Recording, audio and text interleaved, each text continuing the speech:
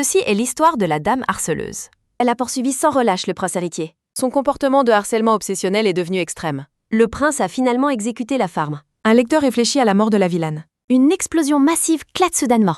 Les flammes consument toute la caisse. Une servante exhorte la jeune fille à se réveiller alors qu'elle réalise être entourée de domestiques. La servante aux cheveux bruns s'enquiert de la femme aux cheveux argent, lui demandant si elle va bien après le terrible accident. La servante explique que le four de la cuisine a explosé, tandis que la jeune fille aux yeux violets observe avec stupéfaction. Elle regarde autour d'elle dans la cuisine avec confusion, se demandant où elle se trouve. La jeune fille réalise qu'elle a possédé la vilaine Séravie de Prinéus, destinée à être tue par le prince héritier Ravenne. Les servantes finissent de baigner la jeune dame, déclarant que le processus est enfin terminé. Séravie s'inquiète de son destin de mourir zèle. Alors qu'elle est assise sur le lit vêtue d'une robe blanche, une servante s'approche d'elle avec des vêtements. La servante remarque que Séravie était auparavant trop occupée à harceler le prince pour se changer, tandis que la dame reconnaît les robes de son personnage. La servante offre une sélection de nouvelles robes, mais Séravie tente de l'arrêter.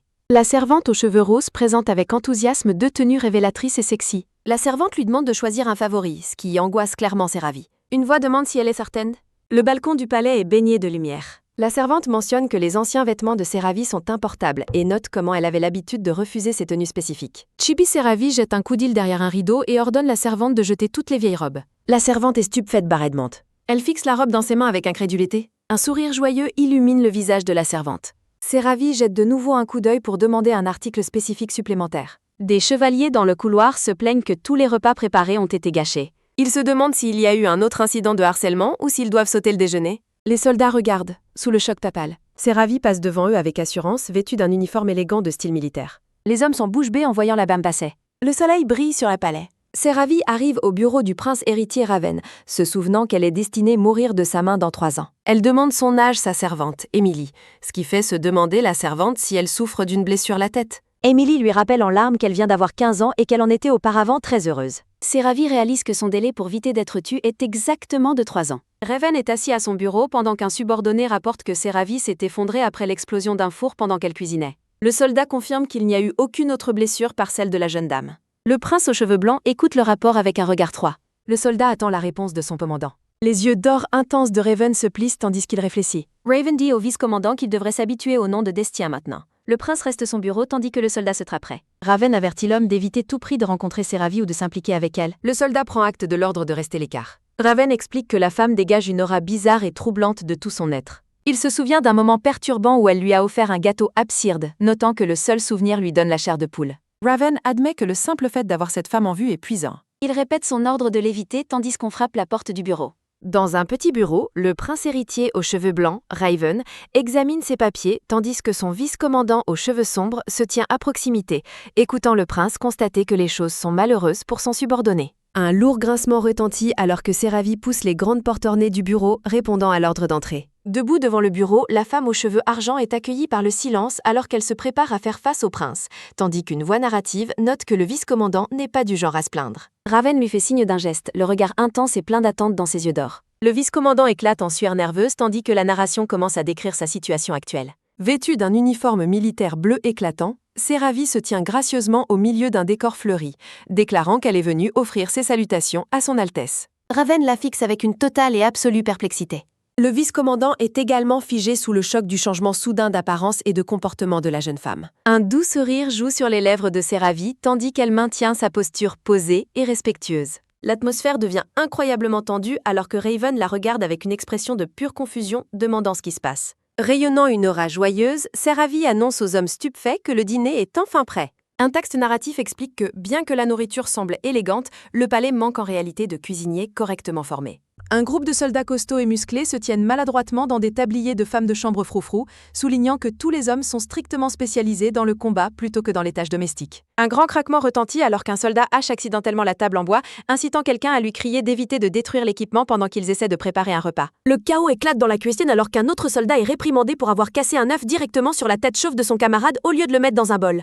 Une énorme explosion de chaleur remplit la pièce lorsqu'un soldat utilise par erreur un lance-flamme comme brûleur gaz, ce qui donne une assiette de boue noire complètement carbonisée et non identifiable. Dans un flashback, une femme de chambre aux cheveux roses observe avec admiration Séravie qui hache habilement les légumes, louant la jeune femme pour ses talents culinaires cachés. Séravie se concentra sur la tâche à accomplir, versant des ingrédients dans une grande marmite tout en s'inquiétant d'être en difficulté si elle échouait à fournir un repas comestible. Elle goûte soigneusement une cuillère du bouillon, notant que les choses se déroulent heureusement bien. Un murmure de satisfaction lui échappe alors qu'elle réfléchit à la façon dont la cuisine a toujours été son principal passe-temps et sa compétence spéciale. En remuant la grande marmite, elle espère qu'en offrant un délicieux repas, elle pourra enfin racheter sa terrible réputation aux yeux du prince héritier. De retour au présent, un lourd fracas retentit alors que Raven frappe l'assiette de nourriture en voyant le ragoût rouge foncé se répandre sur la nappe blanche immaculée. Raven gesticule avec colère vers le désordre, accusant Séravie d'utiliser des méthodes encore plus sournoises à suspectes qu'auparavant. Serrant les dents, le prince la dévisage et la traite de folle pour avoir osé essayer de le forcer manger sa cuisine vulgaire une fois de plus. Séravie est déconcertée par sa réaction dure, confuse par sa mention qu'elle lui avait cuisinée par le passé. Raven reste profondément méfiant, exigeant de savoir exactement quel genre de stratagème elle complote cette fois. Le trio se tient dans une confrontation tendue autour de la table en ruine alors que la nourriture renversée continue de tacher la nappe. Séravie regarde le désordre sur la table et commence à tendre la main. L'horreur absolue de tous, Séravie ramasse un morceau de la nourriture renverse et le mange d'une rapide bouche, faisant pousser un cri de choc Raven. Les hommes observent en silence stupet tandis que la jeune femme mâche calmement la nourriture qu'elle vient de récupérer de la nappe sale. Elle termine sa bouche, gardant une expression calme et impassible. Séravie regarde directement le prince, son expression illisible tandis qu'elle tient bon. Raven reste sans voix, une goutte de sueur coulant sur son visage tandis qu'il essaie de comprendre son comportement bizarre. Un bruit de cliquetis soudain retentit alors que le prince se lève brusquement, sa chaise raclant le sol. Il lui tourne le dos et commence à s'éloigner, déclarant fermement qu'il ne se laissera pas berner par ses facéties. Un lourd claquement retentit alors que la porte se ferme, laissant Séravie seule avec une expression sombre. Le vice-commandant reste en arrière, regardant la jeune femme alors qu'elle se tient près de la table en désordre. Séravie reste silencieuse, apparemment perdue dans ses pensées. Curieux, le vice-commandant décide de goûter la nourriture lui-même, son expression changeant à mesure qu'il la savoure. Il continue de manger le repas qu'elle a préparé, le trouvant étonnamment agréable malgré le rejet du prince. Plus tard, Séravie est assise tranquillement à l'arrière d'une calèche en mouvement, regardant par la fenêtre tandis que le temps défile en un flou. Sa femme de chambre aux cheveux roses, Émilie, se penche pour annoncer qu'elles sont enfin de retour au manoir familial. Séravie entre dans le bâtiment, regardant autour d'elle avec surprise l'intérieur grandiose. Elle pousse un léger soupir d'émerveillement en montant sur un balcon, admirant la magnifique architecture. Alors qu'elle traverse les couloirs, elle réfléchit à la magnificence du bâtiment, notant que c'est exactement ce que l'on attendrait de la maison la plus puissante de l'Empire. En entrant dans ces quartiers, elle trouve la pièce beaucoup trop tape à l'œil à son goût, tandis qu'Émilie propose d'aller lui préparer un bain chaud. Séravie s'assoit au bord du grand lit, pensant que l'environnement lui semble un peu inconfortable et accablant. Son attention est attirée par quelque chose de caché, et elle pousse un son curieux en remarquant un objet dissimulé. Elle s'accroupit et tend la main sous le lit, se demandant ce qui pourrait y être caché. Ses yeux scarquillent de réalisation alors qu'elle sort un petit récipient mystérieux, se demandant si elle vient de découvrir une boîte bijoux cache. Un léger clic retentit tandis que la dame aux cheveux argent ouvre délicatement le petit coffre en bois orné. Séravie jette un œil à l'intérieur de la boîte avec un air de totale confusion et d'incrédulité. Sa femme de chambre aux cheveux roses, Émilie, la regarde avec une expression joyeuse et pleine d'attente. Tandis que Séravie s'accroupit sur le sol avec le récipient ouvert, Émilie s'approche et se demande voix haute ce que la jeune dame a trouvé. Les yeux de la femme de chambre scarquillent de stupéfaction en voyant le contenu de la boîte. Séravie désigne une mèche de cheveux roses à l'intérieur du coffre et demande à Émilie si elle sait ce que c'est, notant que ses propres souvenirs sont encore assez flots. Émilie explique que c'est la chevelure d'une noble dame que Séravie méprisait autrefois, ce qui fait pousser la jeune femme un son confus. Séravie se demande pourquoi elle aurait pu haïr quelqu'un au point de garder ses cheveux, notant que ce détail précis n'avait jamais été mentionné. Une vague de détresse submerge Séravie alors qu'Émilie explique que la haine provenait du fait que la femme tentait de séduire le prince héritier. Une réalisation frappe Séravie alors qu'elle regarde de nouveau dans la boîte, comprenant enfin pourquoi Raven avait été si choquée par son comportement précédent. Un haletement aigu chape Émilie tandis qu'elle observe la réaction intense de la jeune dame. Séravie tourne brusquement la tête et exige de savoir exactement ce que la femme de chambre vient de dire. L'horreur envahit Séravie alors qu'elle commence à réaliser que la personne qu'Émilie décrit comme une harceleuse vilaine est en réalité elle-même. Émilie poursuit, notant que l'infamie de la femme était si grande que tout le monde dans le royaume entier la connaissait. La femme de chambre décrit comment la femme a secrètement glissé un aphrodisiaque dans la nourriture du prince et s'est introduite dans sa chambre, rappelant Séravie quel point elle avait été furieuse à l'époque. Le visage de Séravie pâlit alors qu'elle demande des éclaircissements pour savoir si c'était vraiment Séravie qui avait commis de tels actes audacieux et scandaleux. Émilie raconte l'histoire choquante de la façon dont cette dame, par dépit d'être rejetée, a bu du poison et s'est suicidée juste devant le prince, notant que le niveau d'obsession de la femme était d'une toute autre ampleur. Le texte narratif clarifie que, bien que la Séravie originale ait eu des tendances de harceleuse, elle n'était jamais du genre à utiliser des drogues ou tenter un suicide public. Séravie réalise avec une peur grandissante que le contenu du monde dans lequel elle se trouve a fondamentalement changé par rapport à l'histoire qu'elle avait lue autrefois. La lumière du soleil inonde un balcon vide du palais, signalant un changement d'ambiance. À l'intérieur du bureau, le vice-commandant aux cheveux sombres se tient devant le bureau du prince, accueilli seulement par un lourd silence. Raven baisse les yeux sur ses papiers et dit froidement son subordonné de laisser Séravie faire ce qu'elle veut. Le vice-commandant tente de clarifier les conditions de cet arrangement, notant qu'il y a un change implique. Une lumière vive filtre à travers les feuilles vertes luxuriantes d'un arbre. De retour dans la cuisine, Séravie se concentre sur une marmite de ragoût bouillonnant, pensant que la direction de l'histoire pourrait vraiment changer maintenant. Elle serre une grande cuillère avec détermination, espérant pouvoir éviter avec succès sa mort prédestinée si elle fait de son mieux. Émilie se tient côte à côte avec un plateau, regardant sa dame continuer à travailler diligemment au fourneau. Séravie offre une cuillère de bouillon à sa femme de chambre, lui demandant joyeusement si elle aimerait goûter. Émilie est enchantée par la saveur délicieuse, chantant ses louanges et espérant que le prince héritier l'appréciera tout autant. Un doux murmure de satisfaction s'échappe de Séravie tandis qu'elle poursuit son œuvre culinaire avec un sourire doux. Un texte officiel annonce que Séravie a officiellement obtenu la permission de s'occuper des repas du palais. Plus tard, le vice-commandant rencontre Séravie dans le couloir pour lui remettre un rapport. Séravie écoute attentivement, son expression devenant sombre alors qu'elle considère les nouvelles informations. Le soldat l'informe que malgré ses efforts, son Altesse a déclaré qu'il ne mangerait absolument rien. Stupéfaite, Séravie se demande si le prince a réellement l'intention de jeûner. Le texte narratif note que la relation entre les deux est désespérément enchevêtrée cause de ses anciennes manigances de harceleuse. Debout dans une grande pièce vide, le dos du prince tourné vers elle, Séravie réalise qu'une simple excuse ne suffira jamais à l'atteindre. Elle se dit qu'elle doit faire quelque chose avec suffisamment d'impact pour montrer quel point elle est désespérée de changer. Le vice-commandant regarde Séravie tandis qu'elle termine sa réflexion, reconnaissant la situation difficile. Séravie se tient droite, son regard fixe au loin alors qu'elle se prépare à ce qui va suivre. Le soldat laisse échapper un son confus, surpris par le changement soudain d'énergie de la dame. Avec une aura déterminée, Séravie déclare qu'elle ne peut plus rester là et regarder son Altesse souffrir. Une vague d'épuisement l'envahit et elle craint de mourir de faim elle-même avant que le prince ne prenne une seule bouche. Le texte narratif se demande comment elle peut continuer se déplacer dans son état actuel sans nourriture. Depuis l'ombre, Séravie observe Raven alors qu'il pratique intensément son escrime dans la cour. Sa tête commence à battre de douleur, et elle décide qu'elle a besoin de trouver un endroit calme pour se reposer immédiatement. Sa vision se brouille alors qu'un sifflement soudain et aigu retentit dans ses oreilles. Un cri de douleur lui échappe alors qu'elle perd l'équilibre et commence à s'écrouler vers le sol. Une prise ferme et forte retentit alors que quelqu'un la rattrape avant qu'elle ne touche le sol. Séravie se retrouve appuyée contre la poitrine de Raven tandis qu'il la maintient stable, offrant un faible mot de remerciement tandis que le prince la regarde avec un choc complet. Les joues de Séravie rougissent tandis qu'elle lève les yeux. Les yeux du prince s'arcaillent tandis qu'il met à son gaufure. Séravie détourne le regard avec une expression trouble. Une douleur lancinante retentit tandis que Séravie s'excuse, expliquant qu'elle a mal la tête et se sent étourdie. La mâchoire du prince se crispe de frustration. Une prise ferme retentit tandis qu'il l'arrêta. Un trébuchement chancelant retentit tandis que Séravie gémit et que le prince la maintient. Le regard du prince est caché tandis qu'il la traite froidement de meurtrière. Séravie est stupéfaite, se demandant si elle est réellement une meurtrière tandis qu'un bruit sourd retentit. Le texte narratif indique qu'il y a plus à apprendre pour elle. Raven lui demande pourquoi elle utilise un tel ton et quand elle a commencé à porter ses vêtements. Séravie se dit de rester calme et de se concentrer sur le présent, ignorant la confusion pour l'instant. Le prince exige qu'elle cesse son numéro et se comporte comme une personne normale. Séravie présente ses sincères excuses pour tout ce qui s'est passé jusqu'à présent. Raven est complètement sidérée, demandant des éclaircissements sous le choc. Raven maintient sa ferme prise sur Séravie. Raven met en doute son honnêteté, notant qu'elle doit déjà ressentir les conséquences de ses actes. Séravie promet qu'elle a gardé ses distances et continuera de le faire, lui demandant de ne pas s'inquiéter. Le prince reste silencieux tout en la fixant intensément. Séravie esquisse un petit sourire fatigué et demande s'il aimerait un repas. Un doux glissement retentit tandis que Raven la lâche et Séravie sent que ses efforts sont inutiles. Un soupir las retentit tandis qu'elle baisse les yeux.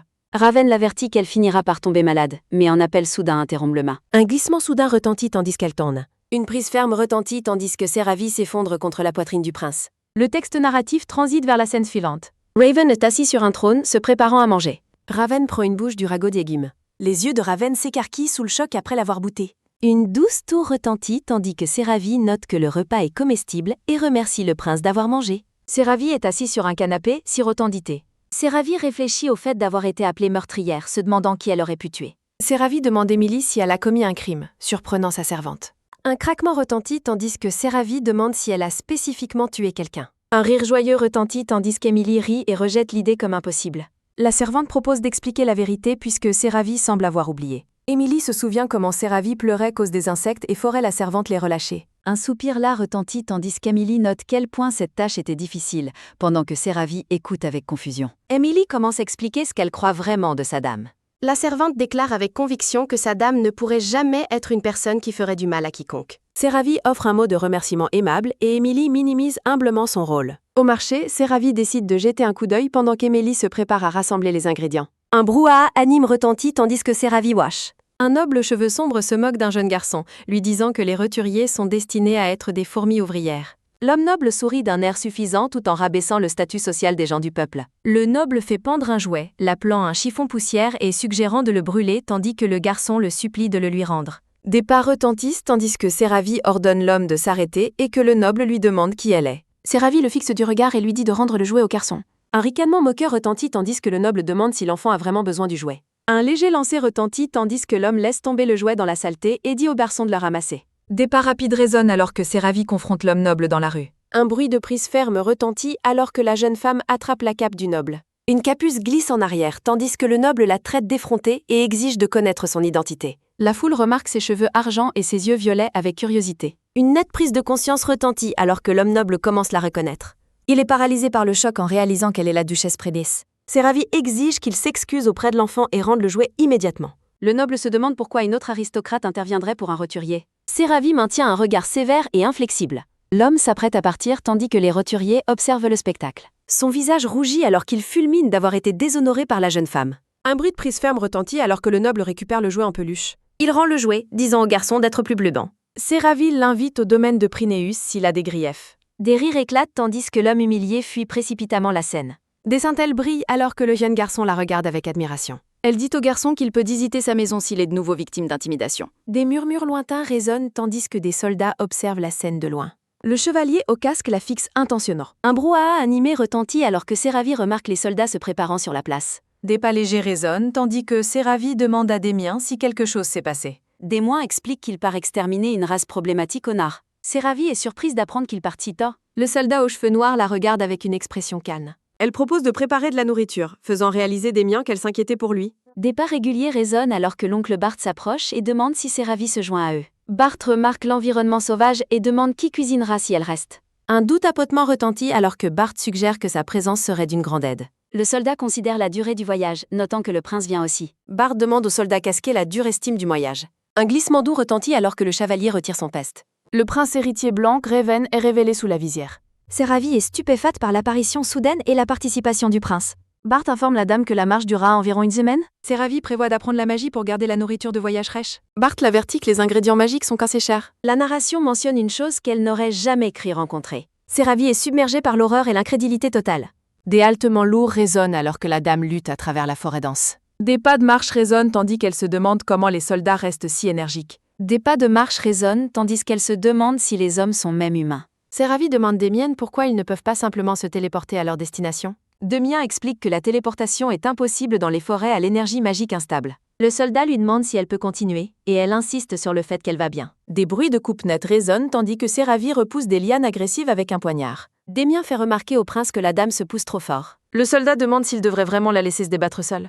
Raven reste silencieux avec une expression froide et concentrée. Une nette prise de conscience retentit alors que le prince fait taire son subordonné. Un ordre froid retentit alors que Raven leur ordonne de se concentrer uniquement sur la marche. Raven jette un regard persistant par-dessus son pôle. Séravy s'agenouille sur le sol de la forêt, l'air puise et las du trajet. Le prince observe de loin la jeune femme qui peine à suivre le brop.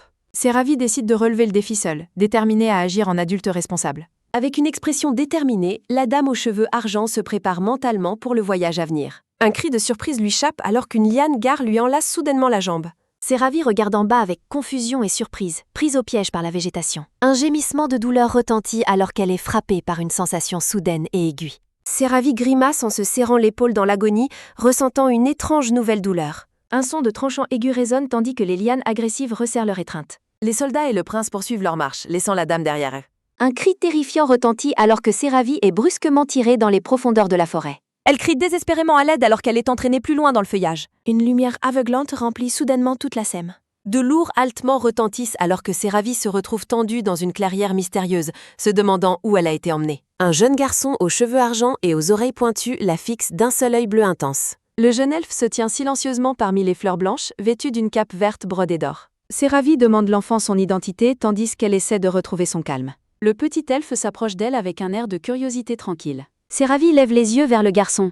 complètement sidéré. L'enfant remarque que s'il peut entendre les pensées des autres, il n'entend rien d'elle. Seravi réalise qu'il possède le pouvoir de la télépathie et il confirme sans embâche ses soupçons. Au campement, les soldats discutent de leur plan pour la nuit et mentionnent la patrouille de reconnaissance disparue. Un lourd silence s'ensuit alors que Demian est assis sur une bûche, concentré sur une carte dans ses mains. Raven entre dans le camp et demande immédiatement où se trouve la bâme. L'expression du prince se durcit lorsqu'il réalise qu'elle est introuvable. Un brouhaha animé retentit tandis que le prince se déplace dans le camp avec un sentiment d'urgence croissant. Raven ordonne Demian de garder le secret et déclare son intention de chercher la dame lui-même. Le jeune elfe dit Seravi qu'il comprend la raison de l'arrivée des Emma. Il demande si leur véritable objectif est de massacrer son peuple, ses yeux brillant d'une énergie sombre. Seravi reste sans voix et horrifié par l'accusation de l'enfant.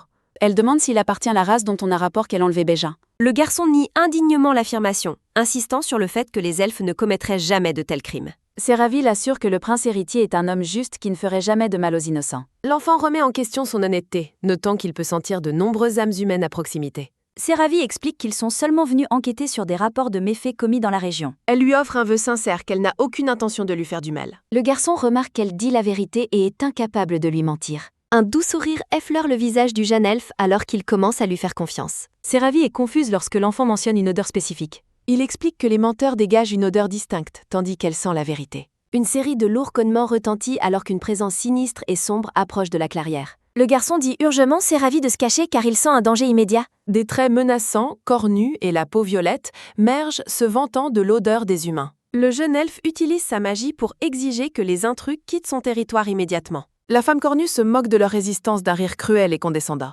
Elle fixe directement Seravi, annonçant qu'elle a enfin trouvé sa cible. Seravi réalise avec horreur que ce sont les dangereux traits hétéromorphes dont on les avait avertis. Elle attire le jeune elfe près d'elle, tentant de le protéger de la menace imminente. Un mouvement rapide retentit alors que les monstres s'élancent pour attaquer le buon. Un son de découpe aiguë résonne tandis que les monstres agressifs sont soudainement abattus. Seravi pousse un cri de soulagement alors que le prince héritier apparaît soudainement devant elle. Raven se tient protecteur entre la dame et les dangereux entrées. Les yeux du prince brûlent d'une lumière dorée, intense et concentrée. Un coup d'épée rapide et puissant traversèrent. Les 13 cornes tombent au sol, vaincus par l'intervention de Kras. Seravi l'appelle nouveau alors que la menace est neutralise. Raven la regarde et exige de savoir pourquoi elle est là. Il soupçonne que le jeune elfe est celui qui l'a amenée à la clairière. Seravi explique rapidement qu'elle a en fait été traînée là par des lianes agressives. Le garçon murmure que l'esprit de Raven est trop bruyant, mais Seravi le défend comme une bonne personne. Seravi serre le petit elfe dans une crainte protectrice et douce. Le jeune garçon reste près d'elle, se sentant en sécurité dans ses bras. Raven détourne le regard avec une expression agacée, exprimant son mécontentement face à la situation. Le prince décide qu'il devrait quitter la clairière et retrouver l'âme. Un cri de douleur aiguë s'échappe de Seravi alors qu'elle tressaille soudainement. Raven s'arrête immédiatement et demande à la dame si elle est décès. Elle remarque que son poignet est visiblement enflé et demande ce qui s'est passé. Seravi pense en elle-même qu'il est en fait le responsable de la blessure. Elle ment et insiste sur le fait que les demi-humains ne l'ont pas fait, mais Raven soupçonne l'enfant. Raven soulève le jeune elfe par le col pour enquêter sur son implication. L'enfant exige d'être relâché, se présentant comme Zéphyr et insistant sur le fait qu'il n'est pas une chose. Raven ignore la protestation du garçon et exige que Seravi lui dise la vérité. Elle affirme s'être blessée en faisant de l'exercice, mais le prince démasque immédiatement son mensonge. Il lui rappelle qu'elle passe habituellement son temps à faire la sieste plutôt qu'à être active. Seravi craint qu'être honnête ne rende leur relation encore plus maladroite. Raven attend sa réponse avec une expression sévère et inflexible. Le prince utilise un ton autoritaire pour ordonner la dame de lui dire la vérité. Seravi est surprise par la pression accablante de son ordre sous bas. Elle admet que sa manipulation brusque plus tôt au domaine a causé la blessure. Raven est frappé de mutisme, l'air sincèrement choqué et coupable après avoir entendu sa confession. Seravi réalise qu'il a utilisé la parole du dragon pour forcer son honnêteté et trouve cela injuste. Le prince baisse le regard et offre des excuses silencieuses et sincères. Seravi est stupéfaite par les excuses inattendues et humbles du prince. Raven insiste sur le fait qu'une blessure à l'épaule est grave et ne doit pas être ignorée. Elle essaie de minimiser, disant qu'un médecin ou un prêtre pourra facilement la guérir plus tard. Raven reste silencieux, semblant digérer la culpabilité de l'avoir blessée. Seravi offre un doux sourire et remercie le prince pour son inquiétude. Zéphyr observe l'échange entre les deux humains avec une curiosité silencieuse. Raven continue de tenir le jeune elfe alors qu'il se prépare à bouger. Un silence tendu s'installe tandis que le prince et le garçon se regardent fixement. Zéphyr se détache et retourne en courant vers Seravi, criant son nom joyeusement. Le garçon s'accroche Seravi et se moque du prince, qui admet qu'il n'aime vraiment pas l'enfant. Seravi est surprise lorsque l'enfant mentionne que sa race possède des capacités de guérison. Zéphyr propose de guérir son pôle puisqu'elle semble lui causer de la douleur. Raven crie au garçon de rester à l'écart et de ne pas la toucher. Zéphyr rétorque qu'il essaie seulement de réparer la blessure que le prince lui-même a causée. Il dit Seravi d'être patiente car la magie pourrait être légèrement chatouilleuse. Une lumière bleue brillante éclaire tandis que Zéphyr commence à guérir l'épaule blessée de la dame. Raven et Seravi changent un regard de surprise face à la puissance de la magie de l'enfant. La lumière luit sur son épaule blessée. Zéphyr semble dû et note que sa magie de guérison aurait dû l'atteindre. Séravie lui dit de ne pas s'inquiéter car elle est résistante à la magie, tout en se demandant en privé pourquoi la magie elfique échoue. Raven ordonne Séravie de laisser le garçon tranquille car il rentre bien pas. Un soudain « Ah !» retentit alors que Zéphyr bondit pour bloquer le chemin du prince. Raven demande pourquoi elle fait cela et Zéphyr répond qu'il y a quelque chose qu'ils doivent tous deux savoir. Le garçon révèle qu'il est en fait le chef des demi-humains de cette forêt. Séravie répète le mot chef avec une incrédulité totale tandis que le prince la regarde avec surprise. Zéphyr se lamente que plus personne n'écoute ce que dit. L'enfant explique que la raison pour laquelle les demi-humains sont enragés est un problème sérieux. Zéphyr affirme que la raison de leur venue dans la forêt est entièrement due à ce problème spécifique. Séravie fait face aux petitesses. Raven monte la garde côté Adam. Le mot « non » plane dans l'air. Raven explique qu'il n'interfère pas dans les affaires d'autres races, ni ne transgresse, car c'est une règle tacite. Le prince crie le nom de Séravie et demande au garçon comment il accomplit la cérémonie. Zéphyr explique qu'il a besoin de la reconnaissance du dieu elfe pour devenir adulte, mais le dieu le lui refuse. Séravie demande pourquoi, tandis que Raven pousse un soupir fatigue derrière elle. Le garçon détourne le regard et dit qu'il pense que c'est parce qu'il est un elfe incomplet. Zéphyr admet qu'il est moitié elfe et moitié d'une autre race et que les gens l'appellent un métis. Le jeune elfe se redresse et déclare qu'il reste une méthode. Une lumière scintillante entoure la conversation sur le mariage. Une forte crainte retentit alors que le garçon saisit soudainement les mains de Séravie. Raven observe, les bras croisés et une expression très agacée. Zéphyr lève les yeux, grands ouverts, et supplie Séravie de l'épouser. Zéphyr s'accroche la dame déconcerte. Zéphyr explique que s'il ne devient pas adulte, la forêt restera dangereuse et les gens continueront de se blesser. Séravie appelle le prince, mais Raven déclare fermement qu'il ne le permettra pas. La dame caresse doucement les cheveux du garçon tandis que Raven les observe d'un air sombre. Raven demande si elle a vraiment l'intention de l'épouser simplement par pitié pour lui. Zéphyr pointe le prince du doigt et s'offense d'être traité maçon. Une forte crainte retentit alors que le garçon serre la taille de Séravie et cache son visage. Les yeux de Raven brillent d'un feu doré. Raven attrape la cape verte du garçon. Une secousse nette retentit alors que Raven soulève le garçon à l'art. Raven fixe les yeux du garçon et exige de connaître son âge. Le prince lui ordonne de répondre avant d'y être forcé, lui demandant à nouveau quel âge il a. Zéphyr révèle timidement qu'il a 227 ans, laissant Séravie choquée. Le garçon se débat et explique que, selon les normes elfiques, il est un enfant, donc il ne devrait pas se faire de fausses idées. Zéphyr supplie Séravie de ne pas le harceler et insiste sur le fait qu'il n'avait pas l'intention de la tromper. Un lourd bruit sourd retentit alors que Raven laisse tomber le garçon sans cérémonie sur l'herbe. Raven sourit et se refera moqueusement l'elfe comme un vieillard de 227 ans. Un crépitement aigu retentit alors que le garçon crie au prince de ne pas l'appeler un vieillard. Séravie lève les mains dans un geste apaisant pour empêcher les deux de se disputer. La dame leur rappelle qu'ils sont ici pour maîtriser les demi-humains enragés. Raven suggère qu'il pourrait y avoir un moyen pacifique de résoudre la situation sans effusion de sang. Séravie regarde le jeune elfe. Raven suggère d'aller d'abord rencontrer le dieu elfe pour voir s'ils peuvent le persuader. Un lourd soupir retentit alors que le prince ferme les yeux de frustration. Raven se tient avec une expression résolue. Le prince observe le garçon avec un regard d'indifférence froide. Un bruit de glissement métallique aigu retentit tandis que Raven menace de réduire la forêt entière en cendres. Zéphyr sent que le prince nourrit des sentiments compliqués et intenses envers la dame. Le garçon souhaite que le prince sévère soit plus honnête quant à ses sentiments. Une série de pas rapides retentit tandis que le garçon les conduit vers sa maison. Ils arrivent dans un village elfique époustouflant, niché au cœur des arbres massifs. Séravie regarde autour d'elle, confuse, se demandant pourquoi tous les villageois se cachent d'eux. Le groupe traverse le campement silencieux tandis que la dame sent le poids de nombreux regards. Raven marche de près derrière la dame, son expression dure et attentive. Séravie baisse les yeux avec une expression douloureuse en percevant l'atmosphère du village. Raven raconte la sinistre histoire de la façon dont les humains ont jadis massacré les demi-humains sur ces terres. Le rugissement d'un feu massif retentit tandis que les souvenirs de foyers elfiques en flammes emplissent l'air. La scène dépeint le tragique tournant où un conflit légitime est devenu un massacre.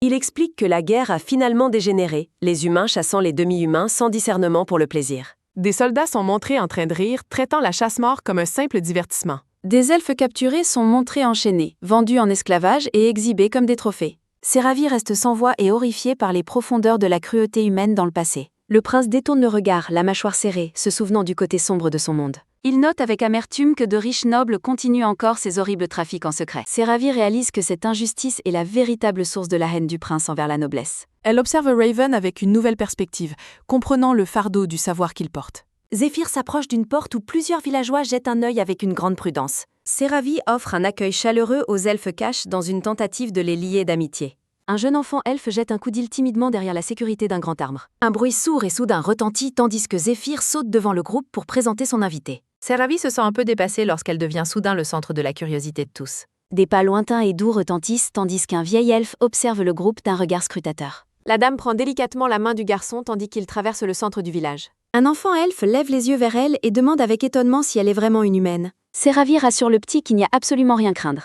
Elle s'agenouille à la hauteur de l'enfant, montrant une gentillesse qui surprend les elfes qui observent. La jeune fille commence à se détendre en sentant la nature authentique et douce de la dame. Seravi admire les longs cheveux de la fille et demande si elle peut essayer de les tresser. La dame offre des biscuits aux enfants, mais ils n'ont jamais entendu parler d'une telle friandise. Elle ouvre une boîte pour révéler une variété de sucreries d'apparence délicieuse. Les enfants mangent les biscuits avec de grands yeux, émerveillés par le goût doux et savoureux. Raven se tient à l'écart et observe l'interaction de Seravi avec les enfants, son expression s'adoucissant légèrement. Les elfes adultes observent que la femme humaine possède une aura incroyablement pure et claire. L'attention du groupe se déplace alors qu'une nouvelle silhouette approche des ombres du village. Des acclamations joyeuses retentissent tandis que les enfants s'émerveillent de la façon dont les cheveux de la dame semblent scintiller. Seravi éclate d'un rire éclatant et joyeux face à l'amerveillement innocent des enfants elfes. Un elfe gai la longue barbe blanche se présente comme le chef du village. Seravi s'incline poliment et se présente avec son nom formel complet. Le chef mentionne un flux d'énergie caché que la plupart des humains sont complètement incapables de sentir. Une perle de sueur nerveuse coule sur le visage de Seravi, tandis que le chef la fixe intensément. Il demande la femme humaine si elle désire rencontrer le puissant duès. Seravi confirme rapidement son désir d'aider et de rencontrer la divinité dans la forêt. L'ancien explique que leur dieu réside au plus profond du cœur le plus isolé de la forêt. Il révèle que seule une personne possédant une beauté primordiale a le pouvoir d'ouvrir la porte. Raven regarde avec une expression contemplative et sérieuse après avoir entendu les mots cryptiques du chef. Raven observe et rassure tout le monde, disant que Seravi ira bien. Un craquement aigu retentit tandis qu'une énergie intense irradie derrière les deux. L'un explique qu'ils doivent accomplir un rituel de purification pour ouvrir la porte et demande si elle est prête. Seravi hoche la tête en signe d'accord silencieux, tandis que Lan l'observe attentivement. Tourne son attention vers le prince et lui demande son dali. Raven rejette le rituel, affirmant qu'il n'a pas personnellement besoin de telle cérémonie. Le prince demande Lan d'effectuer la purification pour la damsel. Raven s'éloigne du groupe tandis que le chef du village regarde. Un doux soupir retentit tandis que Lan note que le prince semble comprendre la situation. Le chef invite tout le monde à s'approcher de l'autel pour la cérémonie. Un rythme régulier de pas résonne tandis qu'il marche à travers la forêt scintillante et ensoleillée. Raven et le jeune elfe se tiennent en retrait pour observer le rituel distance. Une déglutition nerveuse retentit tandis que Seravi se prépare à ce qui va arriver. L'homme et la dame se tiennent devant un autel de pierre au fond des bois. Un léger clic retentit tandis que l'ancien place une pierre précieuse violette lumineuse sur l'autel. Le reste du groupe observe les événements avec divers degrés d'inquiétude et de curiosité. Seravi s'agenouille au sol tandis que Lan commence le rite sacré. La dame ferme les yeux, concentrant son esprit tandis que l'atmosphère autour d'elle change. Des voix dures du passé résonnent dans son esprit, l'accusant d'être indifférente et sans cœur. Un léger plic retentit tandis que de lourdes gouttes d'eau tombent sur le pantalon blanc de la dame. Seravi se met pleurer, Pleurant les émotions qu'elle croyait avoir enterrées depuis longtemps. Un lourd bruit sourd retentit tandis que la dame s'effondre, murmurant qu'elle n'a jamais voulu faire de mal. Un froissement retentit tandis que Seravi trouve la force de se lever, refusant de laisser les différences les diviser.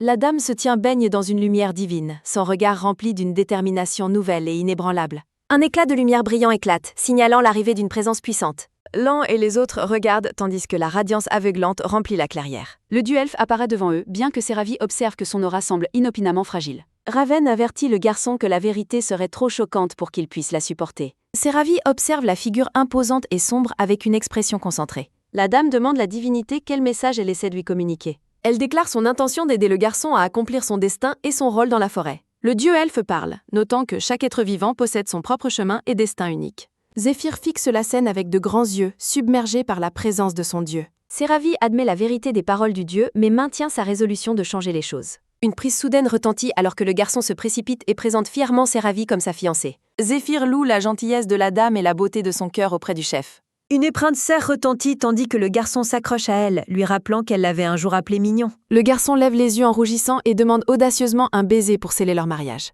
Un sombre vrombissement retentit tandis que Raven se tient en arrière-plan, son irritation atteignant son paroxysme. Une traction nette retentit tandis que le prince soulève le garçon en l'air par sa cape. Raven lance un dernier avertissement sévère l'enfant de rester immobile et d'arrêter ses manigances. La lumière du soleil vacille tandis qu'une douce voix interrompt l'attention par une question discrète. Seravi reporte son attention sur la divinité silencieuse se tenant devant elle. Le dieu elfe reste immobile, observant la femme humaine d'un regard impénétrable. Un mouvement soudain retentit tandis que Seravi pointe un doigt accusateur vers le dieu de la forêt. Un grand haletement retentit tandis que Lan et les autres reculent sous le choc de son audace. Seravi souligne le refus du dieu de permettre la cérémonie comme la cause du chaos de la forêt. Elle explique que le manque de chef a fait souffrir les races et les a poussés à se déchaîner. Raven observe le dos de la dame, silencieux tandis qu'elle poursuit sa confrontation avec le divin. Seravi se tient ferme, ses cheveux argent flottants tandis qu'elle exige une réponse de la divinité. Le dieu elfe explique que l'enfant est en train de mûrir, tandis que les autres attendent simplement le bon moment. Raven fixe du regard avec un air froid et perçant. Un bruit sourd retentit tandis que le prince attrape soudainement le garçon par le col. Raven détourne le regard avec une expression trouble et pensive. Zéphyr admet qu'il est en fait d'accord avec la position du prince. Raven remarque d'un regard en coin que c'est la première fois qu'ils sont d'accord. Un pas rythmé retentit tandis que Raven s'éloigne, disant au dieu de faire ce qu'il veut sans faire de scène. La divinité avertit le prince de ne pas agir en spectateur indifférent en sa présence. Raven menace de détruire la divinité et de la remplacer par un dieu de sa propre création. Le dieu elfe déclare que son existence ne fait qu'un avec la nature elle-même. Raven répète avec moquerie l'affirmation du dieu d'être la nature. Un grondement sourd retentit alors que Raven invoque de l'énergie sombre pour défier l'autorité du dieu sur la nature. Un lourd raclement retentit tandis qu'une queue massive et cailleuse commence à se manifester travers la fumée. Un haltement aigu retentit alors qu'un terrifiant dragon rouge apparaît, planant au-dessus du groupe figé. La divinité réalise sous le choc que même les esprits de la terre sont incapables de supporter le pouvoir du prince. Raven observe avec une détermination sombre et implacable. Un fracas retentissant résonne tandis que la puissance écrasante du prince frappe. Un grognement de douleur retentit alors que le dieu elfe est forcé à genoux par la pression écrasante. La divinité cède finalement, accordant sa permission pour que la cérémonie de passage à l'âge adulte se déroule. Zéphyr et l'ancien du village fixent avec une incrédulité totale la soumission soudaine du dieu. Un doux bruissement retentit tandis que le dieu elfe vaincu se retire lentement de la clairière. Un haltement lourd retentit tandis que Raven se penche, puis par l'immense tension de son pouvoir. Séravi s'approche du prince et lui demande Selbaka. Un cri soudain retentit tandis que Raven recule, avertissant la dame de rester loin de lui. Séravi observe le prince avec un regard d'inquiétude et de chagrin croissant. Une vision sombre d'une autre femme apparaît derrière la dame, entend ses pensées. Raven lutte contre les ombres intérieures, ordonnant aux voix de disparaître. Un souffle violent retentit tandis que le prince libre une vague d'énergie, criant la dame de reculer. Les elfes et l'ancien observent avec terreur une lumière aveuglante consumer la zone. Un dernier grondement assourdissant retentit tandis que l'explosion d'énergie atteint son apogée. Un cri inquiet retentit tandis que la dame gît immobile sur l'herbe. Raven lutte pour reprendre son souffle tandis que l'énergie sombre commence enfin à s'estomper. Le prince regarde autour de lui panique, appelant la dame d'une voix provenante. Zéphyr se précipite pour bercer la dame inconsciente, le visage rempli d'inquiétude. La scène se déplace vers une vue paisible du village elfique niché dans les arbres. Séravi ouvre lentement les yeux en entendant quelqu'un latter. Le visage de Zéphyr s'illumine de soulagement tandis qu'il lui demande si elle va bien. La dame demande si le garçon a pu recevoir la reconnaissance du dieu pendant le chaos. Un léger haltement retentit tandis que Séravi réalise que la perte de contrôle du prince était responsable de tout. Séravi offre un sourire chaleureux et rassurant au jeune elfe inquiet. Un rougissement soudain retentit tandis que Zéphyr rougit intensément face à la gentillesse de la dame. Le garçon balbutie et se détourne, affirmant que les détails de la cérémonie n'ont pas d'importance pour l'instant. Le soleil brille sur le paisible magnifique village elfique. Zéphyr s'arrête et dit à la dame qu'il y a quelque chose d'important qu'elle doit savoir. Il la prévient que le prince est une présence dangereuse et volatile qui pourrait exploser à tout moment. Séravi regarde le garçon s'éloigner en courant, absorbant le poids de son sinistre avertissement. La dame réfléchit à la situation et conclut qu'il ne lui reste plus d'autre choix. Elle réalise que des années de haine profonde ne peuvent pas être effacées si facilement. Séravi décide qu'il serait peut-être mieux pour tout le monde qu'elle ne reste plus aux côtés du prince. Raven se tient seul sur une colline, observant la vaste forêt scintillante. L'un remarque que les toiles sont magnifiques aujourd'hui, surprenant l'homme là. Il explique que les belles choses gardées dans le cœur reviennent souvent à l'esprit. Le chef demande Raven quoi il pensait en contemplant l'étoile, laissant le prince silencieux. Raven admet qu'une seule personne a occupé ses pensées dernièrement, surprenant l'ancien du village. Il décrit cette personne comme quelqu'un qu'il déteste, incitant l'un à s'enquérir de son profond dégoût. Le prince confirme que la dame était autrefois une personne vraiment désespérée et terrible. Raven se souvient qu'elle était égoïste, sans manière et sans aucun sens des valeurs. Il note qu'elle a soudainement changé de nature et a commencé à aider les plus vulnérables. Le prince se souvient d'elle préparant de la nourriture et s'inquiétant de l'épuisement de ceux qui s'entraînaient autour d'elle. Raven réfléchit à la façon dont elle est apparemment devenue une personne complètement différente qui pense aux autres. Il admet avoir initialement soupçonné que sa gentillesse était un acte insidieux destiné à le piéger. L'homme s'était moqué de son changement, certain de ne jamais être dupé par elle. Raven remarque que plus il l'observait, plus son sourire semblait sincère. Les sourires doux et radieux de Séravi remplissent ses porces. Un léger rougissement colore ses joues alors qu'il admet avoir commencé à souhaiter que sa gentillesse soit réelle. Raven craint qu'il ne se sente plus mal à l'aise maintenant si elle devait redevenir son ancien moi. Il confesse qu'agir comme un humain normal facilite les choses et demande si ces changements constants sont injustes. Raven observe avec une sombre intensité, affirmant que ses sentiments sont enracinés dans le chagrin et le traumatisme.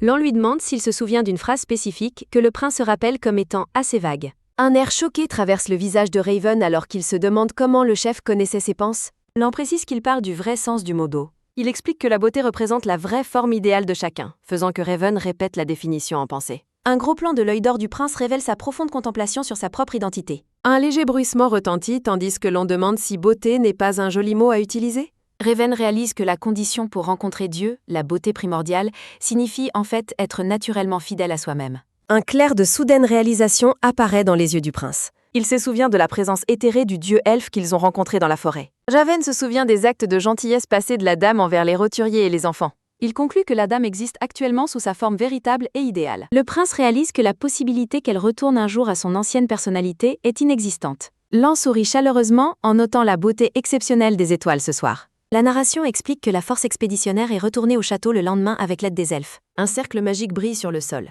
indiquant que seule la dame et l'empereur Raven restent en arrière. Zéphyr s'accroche la dame et la supplie de ne pas partir, tandis qu'elle remarque que les autres sont partis il y a longtemps. Séravie tapote doucement la tête du jeune garçon, le réconfortant dans sa tristesse. Elle fait un serment de petits doigts au garçon, lui donnant sa parole qu'ils se reverront.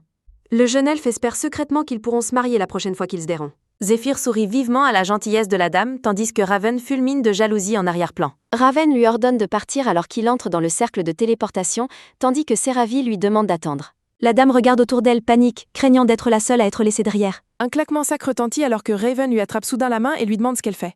Le prince attire la dame dans une ferme treinte tandis que la magie de téléportation s'active autour d'eux. Raven remarque qu'elle agit comme si elle n'avait jamais expérimenté la téléportation auparavant. Séravie admet avoir été brièvement distraite, incitant le prince à la mettre en garde contre l'acceptation de chaque requête. La dame fait un dernier signe de la main au garçon en pleurs alors qu'il commence à disparaître. Raven regarde devant lui avec une expression sérieuse et inébranlable. L'ancien chef du village observe le processus de téléportation avec un regard calme. Le prince et la dame se tiennent côte à côte alors qu'ils se préparent à rentrer chez eux. Lan sourit en observant le couple quitter le campement elfique. Une radiance aveuglante consume la zone tandis que les deux se téléportent finalement hors de la forêt. La lumière du soleil scintille sur le palais. Séravie s'effondre dans Jada. Raven lui demande si elle a perdu de la masse musculaire après sa blessure, mais elle rejette sa curiosité et prétend n'être pas intéressée. Séravie se demande si elle peut survivre dans ce monde après avoir expérimenté la téléportation pour la première fois. Raven tend la main vers les cheveux de dame. Séravie est trouble par sa gentillesse, notant qu'il ne lui prête d'habitude aucune attention. Un léger bruissement retentit alors que la dame remercie le prince tout en se demandant ce qui ne va pas chez lui. Séravie se souvient de l'avertissement du garçon et craint que le prince n'explose littéralement sous la pression. Raven tente de s'excuser pour ses actions, expliquant qu'il était trop tard pour parler la nuit précédente. Les yeux de Séravie scarquillent sous le shtot. Raven prétend n'avoir jamais voulu lui faire de mal, incitant Séravie à le supplier d'arrêter de se forcer. Raven lui demande de le traiter comme elle le ferait normalement, la laissant se demander ce que cette requête signifie. Raven le regarde avec une confusion totale. Séravie supplie joyeusement le prince de l'insulter au milieu d'un décor floral éclatant. La narration confirme la réussite de la cérémonie de Zéphyr et le retour de l'équipe au château. Un groupe de cadets observe leurs compagnes supplier désespérément d'être insultées. Les chevaliers environnants réagissent sous le chat. Des versions chibi des cadets apparaissent, se demandant qui est cette étrange femme et ce qui s'est passé. Damien leur demande de s'écarter pour éviter les ennuis alors qu'ils se préparent à éloigner les cadets. Un bruit de pas rapide retentit alors que Damien se demande si cette scène étrange faisait partie d'une pièce de théâtre. L'expression de Damien devient froide et sérieuse. Damien les avertit de ne pas parler si ouvertement en public, tandis que Séravie s'excuse discrètement. Il réprimande la dame pour ses déclarations problématiques et gronde Raven pour avoir discuté bruyamment, ce que le prince impute à son comportement. Un cri frustre retentit alors que Damien déclare que le maintien de la dignité du prince est vital pour l'ordre du palais. Un gémissement de douleur retentit alors que Damien crache soudainement un jet de sang. Un lourd bruit sourd retentit alors que Damien s'effondre, provoquant un cri terrifiant de la dame l'appelant par son nom. Le couple regarde vers le bas avec horreur. Une voix demande l'état du patient pendant que le médecin examine la situation. Le docteur examine Damien tandis que Raven et Séravie observent avec des points d'interrogation visibles au-dessus de leur tête. Un léger renflement se fait entendre tandis que le médecin explique que l'effondrement de Damien a été causé par une grave privation de sommeil et une mauvaise santé. Le médecin affirme qu'éviter le stress et se reposer suffisamment permettra une récupération rapide. Il demande la coopération de tous, incitant Raven à acquiescer tandis que Séravie rit nerveusement. Séravie demande si Damien ira bien tandis qu'il traverse le somptueux couloir. Raven explique que c'est lui qui a personnellement demandé l'aide de Damien. Damien se repose paisiblement tandis que la narration mentionne sa longue lutte contre l'insomnie et l'absence de problèmes de santé antérieurs. Séravie réfléchit à la maladie secrète de Damien, surprise qu'une personne toujours si posée souffre d'insomnie. Raven mentionne des déclarations embarrassantes, prenant Séravie au dépourvu. La dame lui demande si elle l'a vu plus tôt, ignorant la raison de son irritation actuelle. Raven se dresse au-dessus de la dame alors qu'elle admet ne pas comprendre sa colère. Il explique qu'il a seulement agi ainsi pour qu'elle se sente mieux et s'interroge sur sa demande d'être ignorée et insultée. Séravie explique qu'elle voulait qu'il la traite ainsi parce que c'est ce quoi il est habitué. Elle se demande quel est le problème puisqu'elle lui a dit qu'il n'avait pas à se forcer à être gentil. Les deux se tiennent en silence. Séravie pense que le prince n'aime pas qu'elle se sacrifie et décide qu'il n'y a plus lieu de s'inquiéter. Elle se prépare à dire ce qu'elle pense.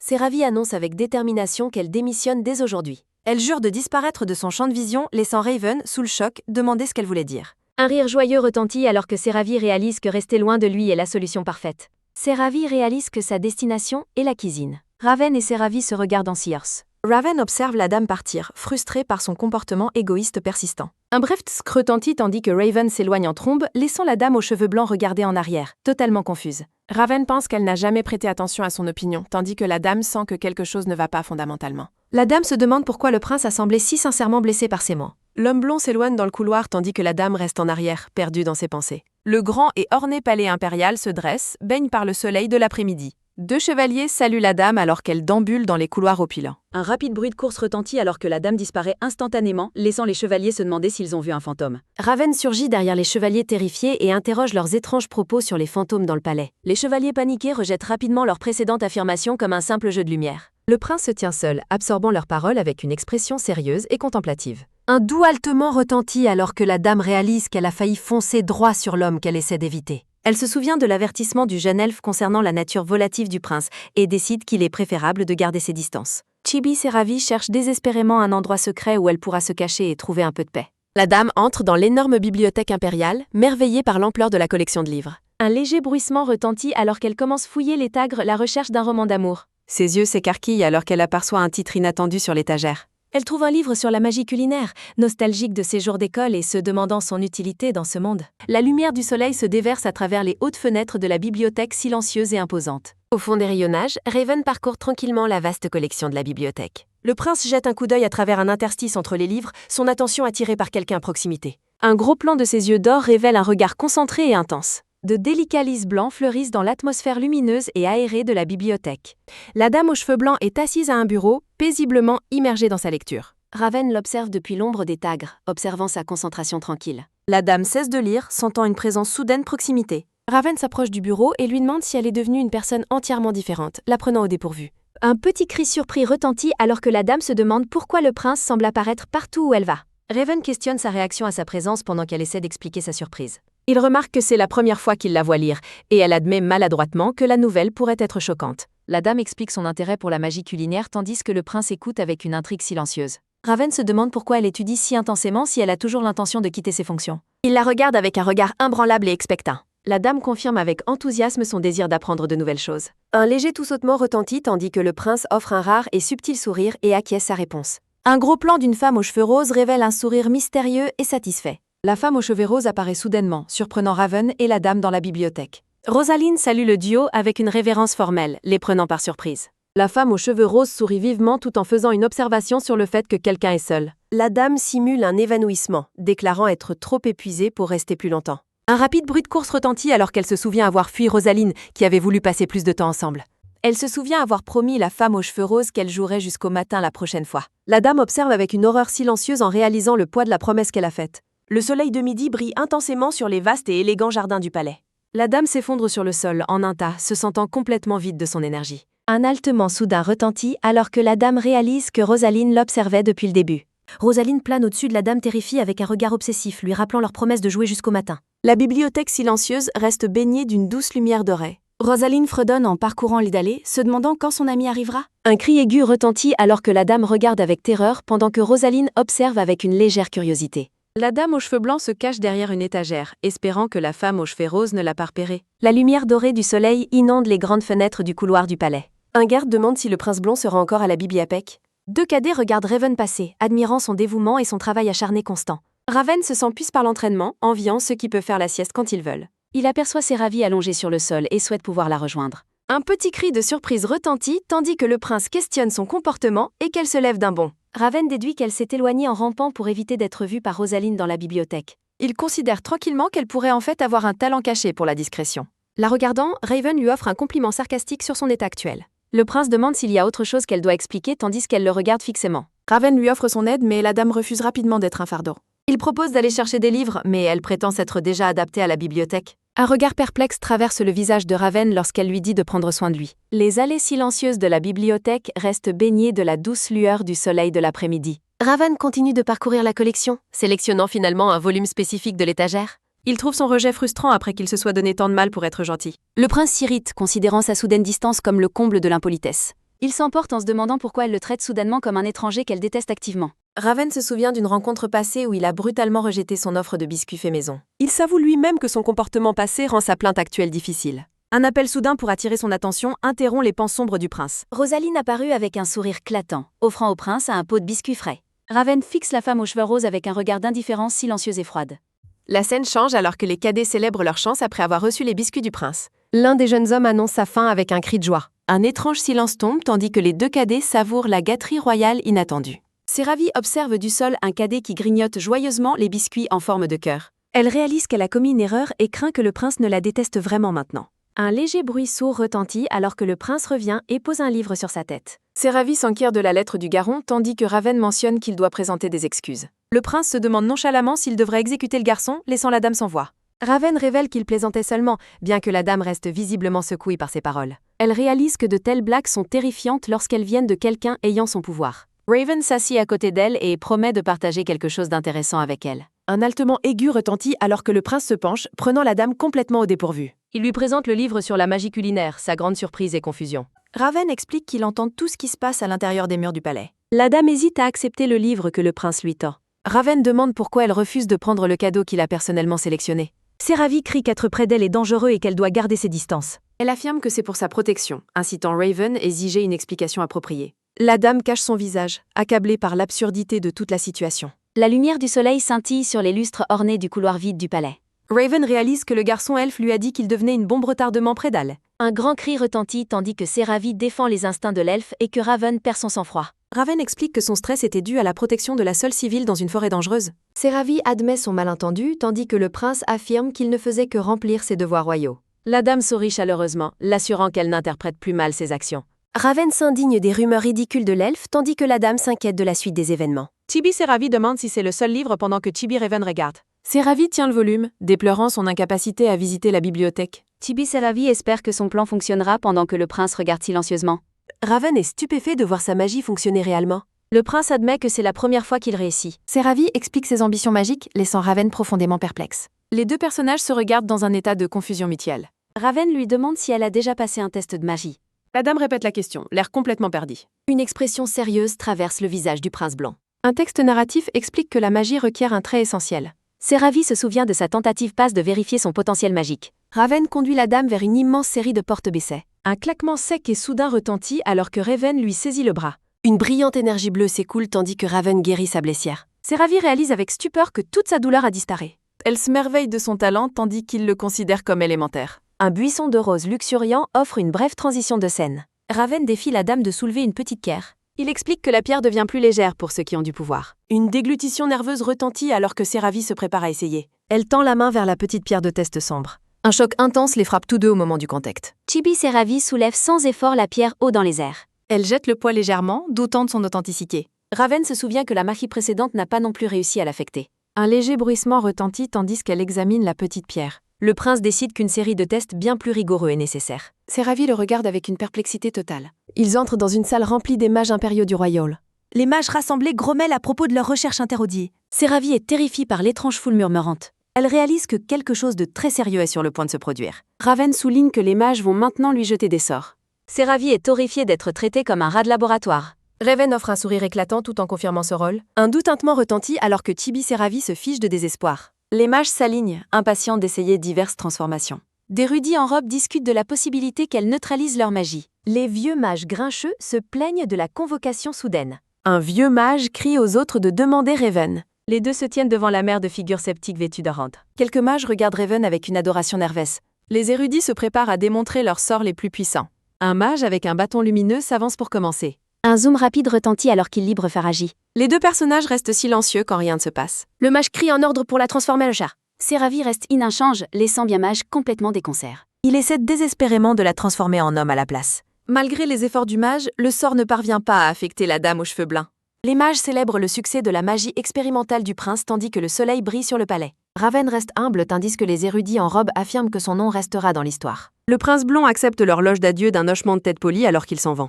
Raven se sent pris par l'interaction sociale tandis que Séravie observe sa nature introvertie. Le prince la regarde attentivement, remarquant que son corps est bien plus extraordinaire qu'il ne l'avait imaginé. Il explique que ni la guérison elfique ni la magie humaine ne l'affectent car elle repousse tous les sorts. Un grand cri retentit tandis que le prince blond exige soudainement de savoir pourquoi il en est ainsi. Séravie réalise qu'il peut lire son visage parfaitement tandis qu'elle se merveille de leur capacité conversée. Raven clarifie qu'en dépit de sa résistance aux autres, sa magie est le seul pouvoir qui fonctionne. Séravie se demande si son statut de possède ou l'obsession de sa prédécesseur a causé ce lien unique. La dame s'inquiète en réalisant que sa nullification magique pourrait l'empêcher d'apprendre la magie. Raven la rassure en lui disant qu'utiliser son propre pouvoir est une affaire entièrement distincte. Elle souligne l'incohérence, notant qu'elle a utilisé avec succès une magie de téléportation créée par quelqu'un d'autre. Le prince explique que la téléportation ne fait que connecter des espaces et ne nécessite pas que la magie circule dans son corps. Séravie tient le volume vert, demandant si elle peut exécuter avec succès la magie culinaire contenue dans ces pages. Rosaline observe de loin tandis que Raven compare avec moquerie sa demande ambitieuse, celle d'un enfant écrivant des romans. Un gros plan de la femme aux cheveux roses révèle un regard de suspicion froide et calculatrice. Raven ordonne la dame de se rendre à son bureau demain pour des leçons de magie pendant ses pauses. La lumière brillante de midi se reflète sur les dômes blancs immaculés du palais royal. Plusieurs livres reliés en cuir reposent sur un bureau poli attendant d'être étudiés. Raven médite sur le livre vert, le trouvant trop complexe pour qu'un débutant le comprenne. Il sélectionne un volume plus simple intitulé « La structure de la magie simple » décoré d'adorables autocollants d'animaux. Un haletement aigu retentit alors que le prince est soudainement surpris par un bruit. Un coup ferme et rapide retentit contre la lourde porte en bois du bord. Chibi Raven cache frantiquement ses livres et adopte une posture digne son bureau. Il invite le visiteur à entrer tout en regardant avec un regard vif et expectant. Rosaline entre dans la pièce en état de détresse visible, demandant de l'aide en larmes. L'expression de Raven se durcit en un air de sérieuse inquiétude quand elle mentionne le nom de Séravie. Un grand bruit sourd retentit tandis que le prince claque ses mains sur la table, exigeant une explication. Rosaline gémit dramatiquement sur un fond de rose, se plaignant que Séravie ne veut pas jouer avec elle. Un lourd silence tombe sur la pièce tandis que le prince la regarde avec une incrédulité totale. Raven la renvoie rudement, affirmant qu'il est trop occupé pour ses plaintes futiles. Séravie marche sale dans le couloir, son expression assombrie par de profondes pensées. Elle s'inquiète que la nouvelle gentillesse du prince dévie trop de la tragédie de l'histoire originale. La dame s'arrête net en entendant Rosaline parler à l'intérieur du bureau. Rosaline affirme que Séravie agit incroyablement étrangement ces derniers temps, attirant l'attention du prince. La femme aux cheveux roses insiste sur le fait que sa prochaine nouvelle sera vraiment choquante. Elle se penche sur le bureau, demandant si le prince est au courant des activités secrètes de Séravie. Rosaline révèle dramatiquement que Séravie a en fait essayé d'apprendre à cuisiner. Elle informe Raven sur le maître de l'établissement où la dame travaille actuellement. Raven reste complètement impassible, lui demandant pourquoi elle continue de le déranger avec des nouvelles si triviales. Séravie coûte depuis le couloir tandis que la femme aux cheveux roses se demande s'il est temps de rentrer. Un craquement sonore retentit tandis que Rosaline claque le bureau, demandant s'il est vraiment d'accord avec cela. Elle lui rappelle toutes les expériences intéressantes et dangereuses qu'il a vécues à cause de Séravie. Rosaline voque le sombre souvenir de sa nourriture mélange des drogues dangereuses. Elle prétend que son interférence est par souci de sa sécurité tandis qu'il observe froidement. Un claquement sec retentit tandis que le prince affirme qu'il n'est pas assez faible pour avoir besoin de son inquiétude. Raven se penche en arrière dans sa chaise, regardant le stylo dans sa main avec une expression neutre. Rosaline arbore un sourire glaçant de satisfaction tandis qu'elle réfléchit à la nature tragique de la situation. Un flashback narratif explique que Mariette n'a fait que prendre le thé avec le prince héritier, pourtant Séravie l'a tué pour cela. Un haletement aigu retentit alors que la dame aux cheveux blancs réagit avec un pur choc la révélation. La servante aux cheveux bruns explique que Mariette était si célèbre que pas une seule âme dans le pays ne l'ignorait. Les visuels dépeignent une main sombre versant du liquide, tandis que la servante raconte des rumeurs selon lesquelles Mariette aurait glissé un aphrodisiaque dans la nourriture du prince. Un claquement rapide retentit alors que Séravie réalise qu'elle n'était pas celle qui s'était introduite dans la chambre royale cette nuit-là. Un flashback révèle qu'après avoir été froidement rejetée, la femme s'est suicidée en buvant du poison juste devant le prince. Le texte narratif suggère que bien que Séravie ait des tendances d'harceleuse, elle ne recourait jamais à l'empoisonnement de nourriture ou au suicide public. Séravie demande la servante aux cheveux bruns de clarifier le nom de la femme mentionnée dans l'histoire. Le nom Mariette est affiché en évidence sur un fond sombre et tourbillonnant d'énergie mystique. Un fort fracas retentit alors que Séravie vacille sous l'impact dévastateur et inattendu de la nouvelle. La dame aux cheveux blancs se demande si elle a vraiment tué la femme dans sa vie passe en tant que méchante originelle. Séravie sombre dans un état de panique à l'idée horrifiante de posséder le corps d'une meurtrière psychopathe. Elle est secouée de réaliser que les sombres actions de sa prédécesseur allaient bien au-delà du comportement typique d'une femme folle. Un léger reniflement retentit alors qu'elle pleure, submergée par la réalisation qu'elle était aussi celle qui avait utilisé l'aphrodisiaque. Le texte narratif note que Séravie ne serait même pas en vie aujourd'hui sans l'influence de la maison Prinéus. Un clin d'œil rapide retentit alors que Rosaline qualifie toute la situation de véritablement tragique face au prince blond. Raven observe avec une expression froide et analytique tandis que la femme aux cheveux roses poursuit sa performance. Rosaline fait un choc en réalisant que son jugement de la situation aurait pu être incorrect. Elle insiste sur le fait que Séravie est une amie précieuse, tout en affirmant qu'elle veut seulement empêcher qu'il y ait d'autres victimes comme Mariette. Rosaline arbore un visage profondément inquiet, exprimant sa crainte que sa chère amie ne choisisse nouveau la mauvaise voie. Raven trouve son numéro absolument curant. La chair de poule lui vient tandis qu'un gribouillis sombre obscurcit symboliquement le visage de la femme aux cheveux roses. Le prince blond lui tend une lettre, affirmant d'un ton désinvolte que ses actions naissent d'une âme compatissante. Un léger souffle retentit alors que Raven sourit légèrement, notant qu'il avait momentanément oublié quelque chose. Raven se tient au milieu d'une averse de roses, remerciant Rosaline de l'avoir aidé à se souvenir de choses utiles. Un léger tintement retentit alors que Rosaline rougit, clairement ravie d'avoir été utile au prince. Le texte narratif explique que Raven a une montagne d'affaires gouvernementales à régler et ne peut pas consacrer plus de temps. Raven demande avec charme si une dame aussi attentionnée qu'elle comprendrait son besoin de retourner au travail. Un rapide froufrou retentit alors que Rosaline fait la révérence et se prépare à quitter le bureau royal. Un tapotement ferme et rythmé retentit alors que la femme aux cheveux roses s'éloigne le long du couloir vide du palais. Rosaline s'interrompt et se retourne en entendant une voix soudaine l'appeler. Elle reconnaît Damien, notant sa belle apparence tout en reconnaissant son statut de l'un des subordonnés du prince. Une rapide révérence retentit alors qu'elle salue l'homme aux cheveux bruns avant de poursuivre son chemin. Un claquement régulier et cliquotant retentit alors que la dame aux cheveux roses reprend sa marche dans le couloir orné. Damien et ses ravis se tiennent ensemble. Une légère pression retentit alors que la dame serre les poings, son expression assombrie par une détresse intérieure. Le texte narratif souligne sa lutte interne avec l'idée d'être une meurtrière psychopathe et une prédatrice. Les deux personnages se font face au centre du grand et silencieux couloir du palais. Un claquement rapide retentit alors que Damien hésite, son expression révélant qu'il a quelque chose de difficile à dire. Séraville le regarde en retour avec un regard carquis et expectatif, attendant qu'il parle. Un lourd silence s'étire entre eux alors qu'ils se tiennent au milieu du couloir au haut plafond. Un claquement soudain retentit alors que Séraville attrape le bras de Damien, exigeant urgemment qu'ils aillent dans un endroit privé pour parler. La scène se déplace vers un balcon du palais où Damien confirme sa volonté de répondre à ses questions. Séraville explique que depuis un certain moment, sa mémoire est floue et sa situation est devenue difficile. Ils se tiennent ensemble sur le balcon en silence, tous deux perdus dans leurs pensées un instant. Séraville supplie l'homme aux cheveux bruns de lui raconter tout ce qu'il sait sur l'incident passé. Un flashback montre une main versant du liquide d'une bouteille tandis que circulent des rumeurs d'une attaque de Dame Noble. Le souvenir dépeint les tragiques conséquences de Mariette se suicidant sur le sol après avoir été rejetée. Une silhouette sombre apparaît alors que la dame réalise que le nom qu'elle a entendu est celui que Rosaline avait mentionné plus tôt. Un craquement rapide retentit alors que Damien exprime sa surprise face à sa formulation spécifique concernant le moment des événements. Le texte narratif explique que pendant son temps à assister le prince, Damien a appris la vérité cachée sur l'affaire. Damien révèle la vérité cachée à Séraville. Un flashback raconte la visite inattendue d'une personne dans la chambre du prince. Un claquement rapide retentit alors qu'une main tourne la poigne d'une porte. Raven ouvre la porte, choquée de voir ses visipares. Raven s'interroge sur la visite de 3 serviteurs au milieu de la nuit. La femme de chambre blonde tremble en s'adressant au prince. Un lourd bruit sourd retentit alors que la femme de chambre tombe genoux, soulagée qu'il soit en sécurité. Raven est stupé d'apprendre la présence d'un aphrodisiaque dans sa nourriture. La femme de chambre aux cheveux sombres exprime son soulagement de voir le prince indemne. Elle soupire, notant que ces incidents se produisent parce qu'il refuse de goûter les plats. Raven leur rappelle sa force et écarte leurs inquiétudes. Le prince se tient les bras croisés, écoutant. La femme de chambre blonde laisse échapper un petit gémissement de protestation. Un cri retentit alors que la femme de chambre le met en garde de ne pas être négligent. Elle insiste sur le fait que même de petites erreurs pourraient leur coûter la vie. Un haltement aigu retentit alors que la femme de chambre réalise son erreur. Un bruit sourd rapide retentit alors que la femme de chambre s'incline profondément, s'excusant. Elle supplie le prince de lui pardonner. Un doux bruissement retentit alors que Raven lui dit de lever la tête. Il promet de garder l'incident secret pour qu'elle ne s'inquiète pas. Raven s'excuse et promet d'autoriser les tests de poison Lavire. Une vive acclamation retentit alors que les serviteurs célèbrent sa décision. Raven confirme qu'il comprend la situation.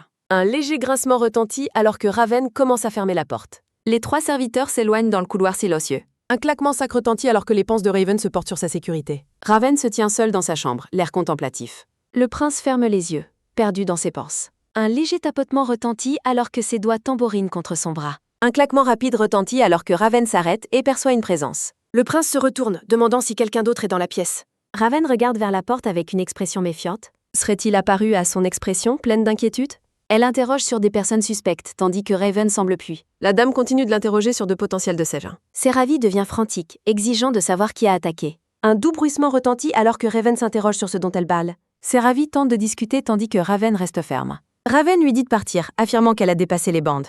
Un haltement soudain retentit alors que Séraville aperçoit quelque chose à l'extérieur. Elle se précipite sur le balcon, criant pour identifier l'intrus. Un soupir lourd retentit alors que Raven la regarde sasser. Séraville trouve des preuves de la présence du mitam. Elle se tourne vers Raven avec urgence, affirmant que quelqu'un est entré par effraction. Un grand cri retentit alors que Raven perd patience. Séraville insiste sur la vérité de son affirmation. Un pas ferme retentit alors que Raven ordonne aux gardes de l'emmener. Séraville se débat, suppliant Raven de la croire. Un grincement aigu retentit alors que la porte commence à se refermer. Raven se frotte le front et soupire, puis. Le prince blond affirme qu'il a atteint la limite de sa patience. Des voix derrière les portes de la bibliothèque annoncent l'arrivée du prince héritier et lui accordent la permission d'entrer. Un léger cliquetis se fait entendre alors que Raven s'incline profondément devant son père pour lui rendre ses humbles respects. L'empereur moustachu salue son fils, notant que cela fait longtemps et lui demandant ce qui l'amène si tôt. L'air sérieux, le prince informe son père qu'il souhaite lui parler de quelque chose d'important. L'empereur rit en mentionnant qu'il a appris du duc Prineus la visite de Séravie Raven la nuit précédente. Quand on lui demande s'ils ont passé la nuit ensemble, le prince nie catégoriquement tout intérêt pour la dame. L'empereur suggère qu'un mariage serait joyeux, expliquant que le duc lui-même a fait la suggestion. Raven reste ferme dans son rejet, rappelant son père qu'il a déjà exprimé ses sentiments maintes reprises. Un rapide cliquetis se fait entendre alors que l'empereur déplore la froideur de son fils, se demandant pourquoi il ne peut pas être amical avec elle comme il l'était dans leur enfance. Tandis que le monarque parle du prestige noble, Raven médite sur l'horreur de Séravie mettant un aphrodisiaque dans sa nourriture. Les deux sont assis dans un silence tendu et pesant dans le grand bureau royal. Une atmosphère froide et analytique s'installe sur l'empereur alors qu'il fixe son fils. Un léger tintement se fait entendre alors qu'une main pose une tasse de thé bleu sur sa soucoupe assortie. L'empereur demande avec dédain s'il devrait arrêter la fille d'un noble de haut rang, provoquant un cri de frustration de la part de Raven. Un coup ferme retentit alors qu'un serviteur annonce l'arrivée d'un autre duc pour une audience royale. Un rapide cliquetis se fait entendre alors que l'empereur se lève, se plaignant de la lenteur des autres nobles. Un rapide bruissement se fait entendre alors que le monarque renvoie Raven, lui suggérant de revenir plus tard afin que l'empereur puisse s'occuper d'affaires plus urgentes. Raven exige de savoir si la politique est plus importante que lui, tandis que l'empereur explique la réalité économique de la nation. Les sombres silhouettes de la noblesse boivent du vin tandis que l'empereur note que l'ordre national dépend de leur soumission. S'éloignant, l'empereur affirme qu'il est de son devoir de complaire aux nobles pour les empêcher d'entretenir des pensées dangereuses. Un grand cri retentit alors que Raven demande si son père est au courant des choses sales que les nobles font en secret. Un lourd soupir se fait entendre alors que l'empereur remarque que son fils manque de la flexibilité nécessaire à sa position. Il explique qu'agir sur des caprices entraînerait une instabilité massive et la mort d'innombrables soldats. Raven se dresse, tremblant de fureur, alors qu'il commence à répliquer sur le véritable coût du compromis moral. L'empereur blond continue de s'éloigner, le dos tourné à la rage grandissante de son fils. Un grincement aigu se fait entendre alors que Raven ordonne d'ouvrir les portes, s'apprêtant à quitter les chambres impériales en furie. Un rapide piétinement se fait entendre alors que le prince demande amèrement si tout le monde autour de l'empereur est mort parce qu'il choisit d'être si flexible. Un léger tapotement se fait entendre alors que Raven réfléchit à la façon dont le monarque peut sourire après avoir piétiné tout le monde pour conserver son trône. Le prince blond arbore un sourire effroyablement satisfait alors qu'il réfléchit à l'heureuse insouciance de son père.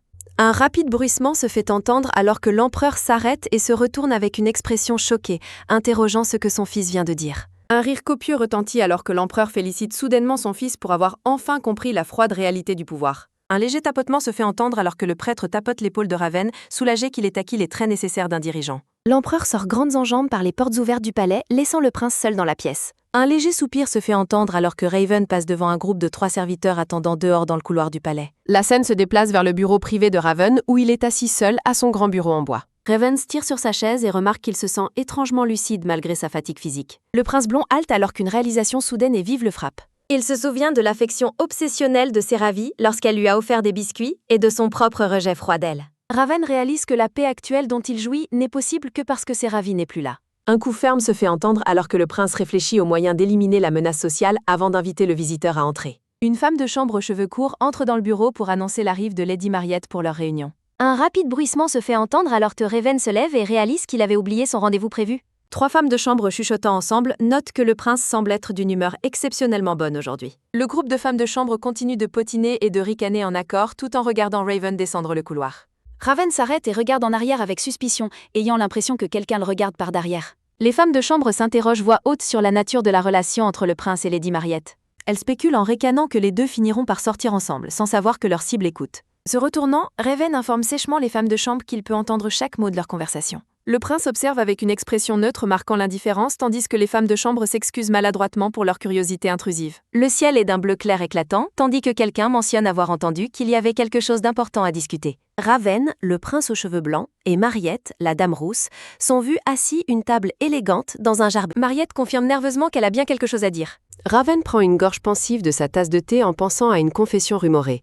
Un doux bruit de gorge se fait entendre. Mariette crie soudainement son amour, faisant cracher son thé Raven sous le choc. Un fort pft retentit. Mariette semble complètement abasourdie et embarrassée par sa propre explosion impulsivée. Raven considère comment le bonheur de la personne qu'il aime est synonyme de sa propre joie. Mariette termine sa déclaration, exprimant que ses sentiments viennent du fond de son cœur. Raven essaie de cacher un sourire, trouvant sa sincérité profondément amusante.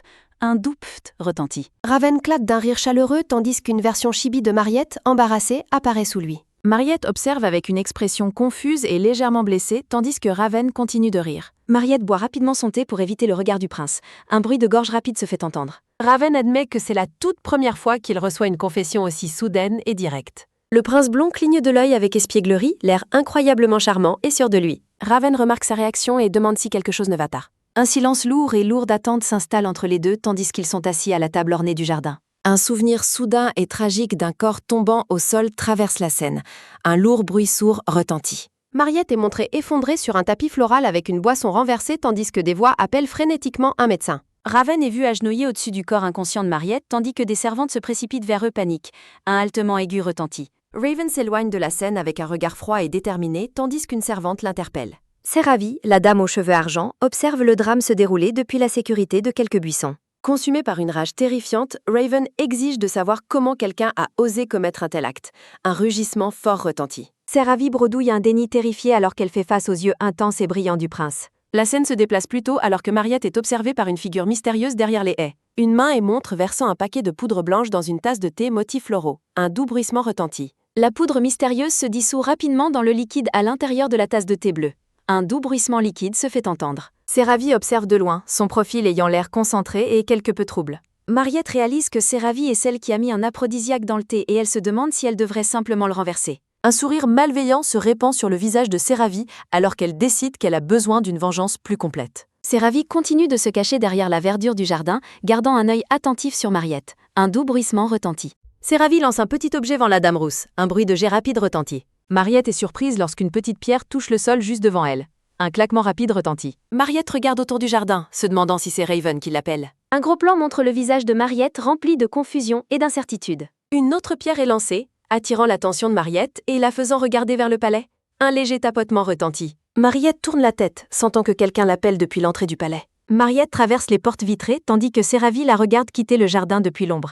Un rapide clic retentit. À l'intérieur du palais, une servante demande poliment si elle peut aider Lady Mariette. Séravie s'approche de la table du jardin et demande une servante quand le prince héritier est censé arriver. Mariette jette un coup d'œil derrière un pilier tandis que Séravie se dirige vers le service thé. Mariette s'appuie contre le mur et pousse un long soupir de soulagement. Un doux souffle retentit. Mariette a l'air pensive, réalisant que son plan commence à prendre forme. Mariette remarque que l'atmosphère du jardin est différente de ce qu'elle était auparavant. Un léger tapotement retentit. Séravie, maintenant assise stable, commence à se sentir mal à l'aise et se demande si elle a été découverte. Un haltement aigu retentit. Tandis que Mariette sent son anxiété s'estomper, Séravie complote pour humilier Mariette en affirmant qu'elle a empoisonné la boisson du prince. Séravie est soudainement secouée par le son de quelqu'un qui crie l'aide et appelle un médecin pour Mariette. Un lourd bruit sourd retentit. Raven se tient debout avec une aura sombre et menaçante, criant une fois de plus sa demande d'explication. Un rugissement fort retentit. Séravie lève les yeux dans l'horreur absolue. Son visage pleure alors qu'elle affronte la colère du prince. Un plan large montre le magnifique palais blanc avec ses dômes bleus sous le soleil éclatant. Séravie pointe du doigt Mariette, tombe au sol, l'accusant d'avoir été dans la chambre de Raven la nuit précédente. Séravie se remord le moment intense où elle a insisté qu'elle était seule dans la pièce. Elle se souvient avoir vu une main mystérieuse ajouter secrètement de la poudre dans une tasse de thé. Pensant que c'était un aphrodisiaque, Séravie a changé les tasses pour faire honte à la coupable. Séravie a ouvertement accusé Mariette d'avoir empoisonné la tasse du prince, le choquant. Raven se tourne vers une voix qui s'adresse lui comme son martesse. Damien se penche pour murmurer quelque chose de privé au prince tandis qu'ils se tiennent ensemble. Un texte narratif explique que la présence du même poison sur la robe de Mariette a conduit à un verdict de suicide. Un regard intense de Raven déplace les pensées de Séravie vers une terrifiante prise de conscience d'un meurtre. La découverte de toxines identiques sur la robe semblait confirmer la tragique conclusion. Damien s'approche de Séravie sur le balcon pour discuter du manque de preuves contre elle. Il note qu'aucune preuve claire ne lie Lady Séravie l'incident de l'empoisonnement. Qualifier la fille d'une maison éminente de coupable était un jugement difficile. Deux hommes partagent un rire chaleureux, reflétant le poids politique derrière la décision du prince. Malgré les preuves, une femme buvant dans une fiole signale la fin de Mariette. Séravie écoute attentivement tandis que Damien confirme son absence d'implication directe. Tourmentée par le passé, Séravie se demande si elle était vraiment responsable de la mort. Damien la regarde avec une expression douce et contemplative. Il exprime fermement sa conviction que Séravie n'est pas la véritable coupable derrière la tragédie. Une aura calme et sincère entoure Damien alors qu'il tient parole. Il admet simplement que sa conviction est basée sur un fort sentiment personnel. Les deux partagent un moment de silence tandis que Séravie assimile son soutien inattendu. Séravie remercie Damien pour sa confiance alors qu'ils se tiennent ensemble sur le balcon. Le grand palais se dresse paisiblement sous un ciel clair et lumineux. Séravie serre les dents, luttant avec ses souvenirs parquillés. Emily offre un sourire chaleureux et encourageant sa dame trouble. Voyant la frustration de sa dame, Emily remarque que quelque chose préoccupe clairement Séravie. Séravie agonise propos d'une mystérieuse mèche de cheveux, ne sachant qui interrogeait. Les yeux d'Émilie s'illuminent avec une idée soudaine et utile. Elles s'assoient ensemble alors qu'Émilie se prépare à offrir un conseil crucial. Émilie suggère d'identifier une autre personne dont les cheveux correspondent à la mystérieuse mèche. Un flash soudain de réalisation reflète l'image de Rosaline dans l'œil de Séravie. Une sombre réalisation s'installe en elle alors que la vérité commence à faire surface. Rosaline se tient élégamment parmi les roses blanches, sa vraie nature cachée derrière un sourire. Dans un souvenir, Rosaline interpelle Séravie dans le couloir ormé. Rosaline affirme que Raven rencontre secrètement un amant dans sa chambre ce soir. Séravie est stupète par la rumeur, trouvant l'idée d'un amant secret impossible. Elle détourne le regard, peinant à croire les commérages sur le prince. Rosaline demande pourquoi Séravie est si sceptique quand la vie privée du prince. Séravie se souvient avoir vu Raven se rendre son bureau aux premières heures du matin. Elle se souvient de son emploi du temps puisant, fait de paperasse, d'entraînement intense et de nuits tardives.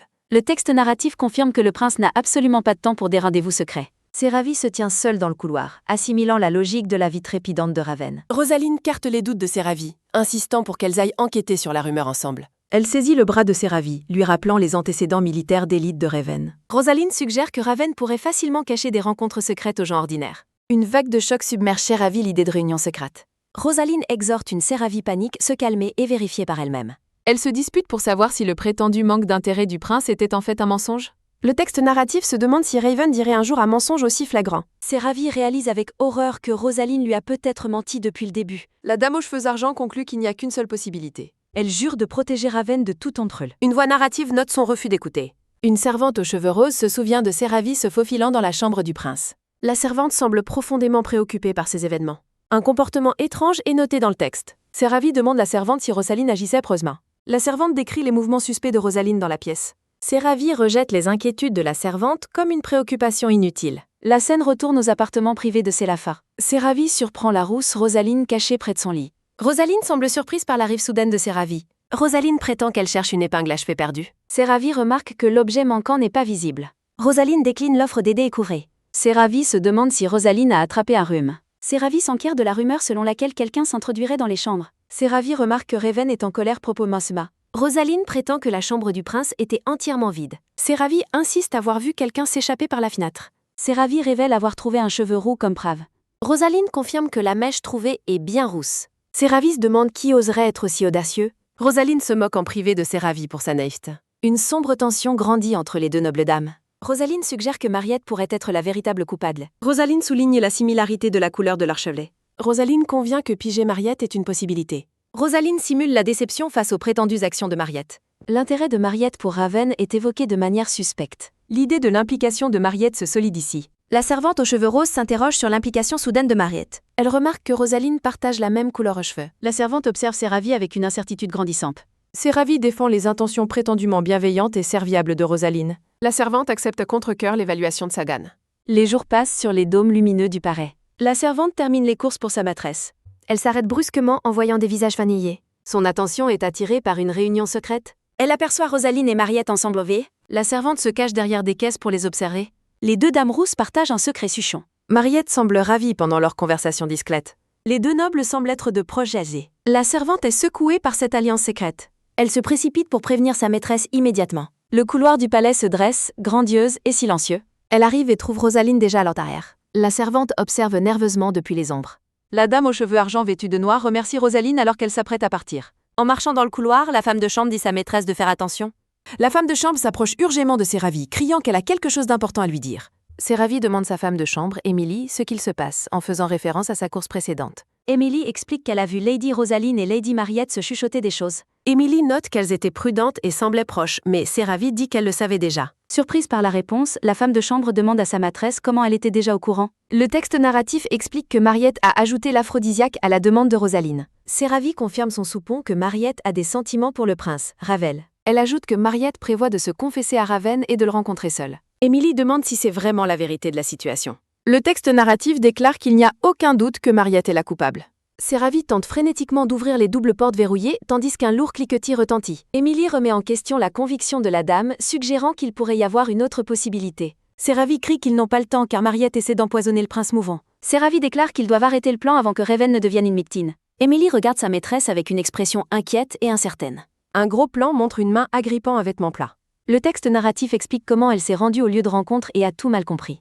Raven demande avec colère pourquoi Séravy doute de lui et exige la vérité sur son intervention. Séravy crie sur la défensive que Mariette a mis du poison dans sa tasse et qu'elle a seulement changé les tasses. Raven rejette son explication, déclarant fermement que Mariette n'est pas ce genre de personne. Séravy regarde avec une horreur stupète alors que l'ombre de Raven plane sur la dispute. Séravy se demande si elle est le genre de personne à faire de telles choses. Raven soupire profondément et remarque qu'il traverse cela une fois de plus. Service et assiette se brisent violemment sur le sol avec un grand fracas. Emily explique qu'après ces événements, sa maîtresse est revenue et a dit quelque chose d'étrange. Un ciel bleu clatant surplombe les grandes coupoles blanches du palais. Séravy se tient abattue dans l'embrasure de la porte, la tête basse dans une tristesse silencieuse. Se précipitant, Emily demande à sa maîtresse comment s'est passée la rencontre avec le prince. Séravy pousse un long soupir là en regardant sa femme de chambre. Elle exprime la profonde douleur d'être considérée comme une meurtrière. Séravy claque ses mains de frustration, se lamentant de l'irritante situation. Emile observe sa maîtresse, pensant que la dame doit être profondément blessée.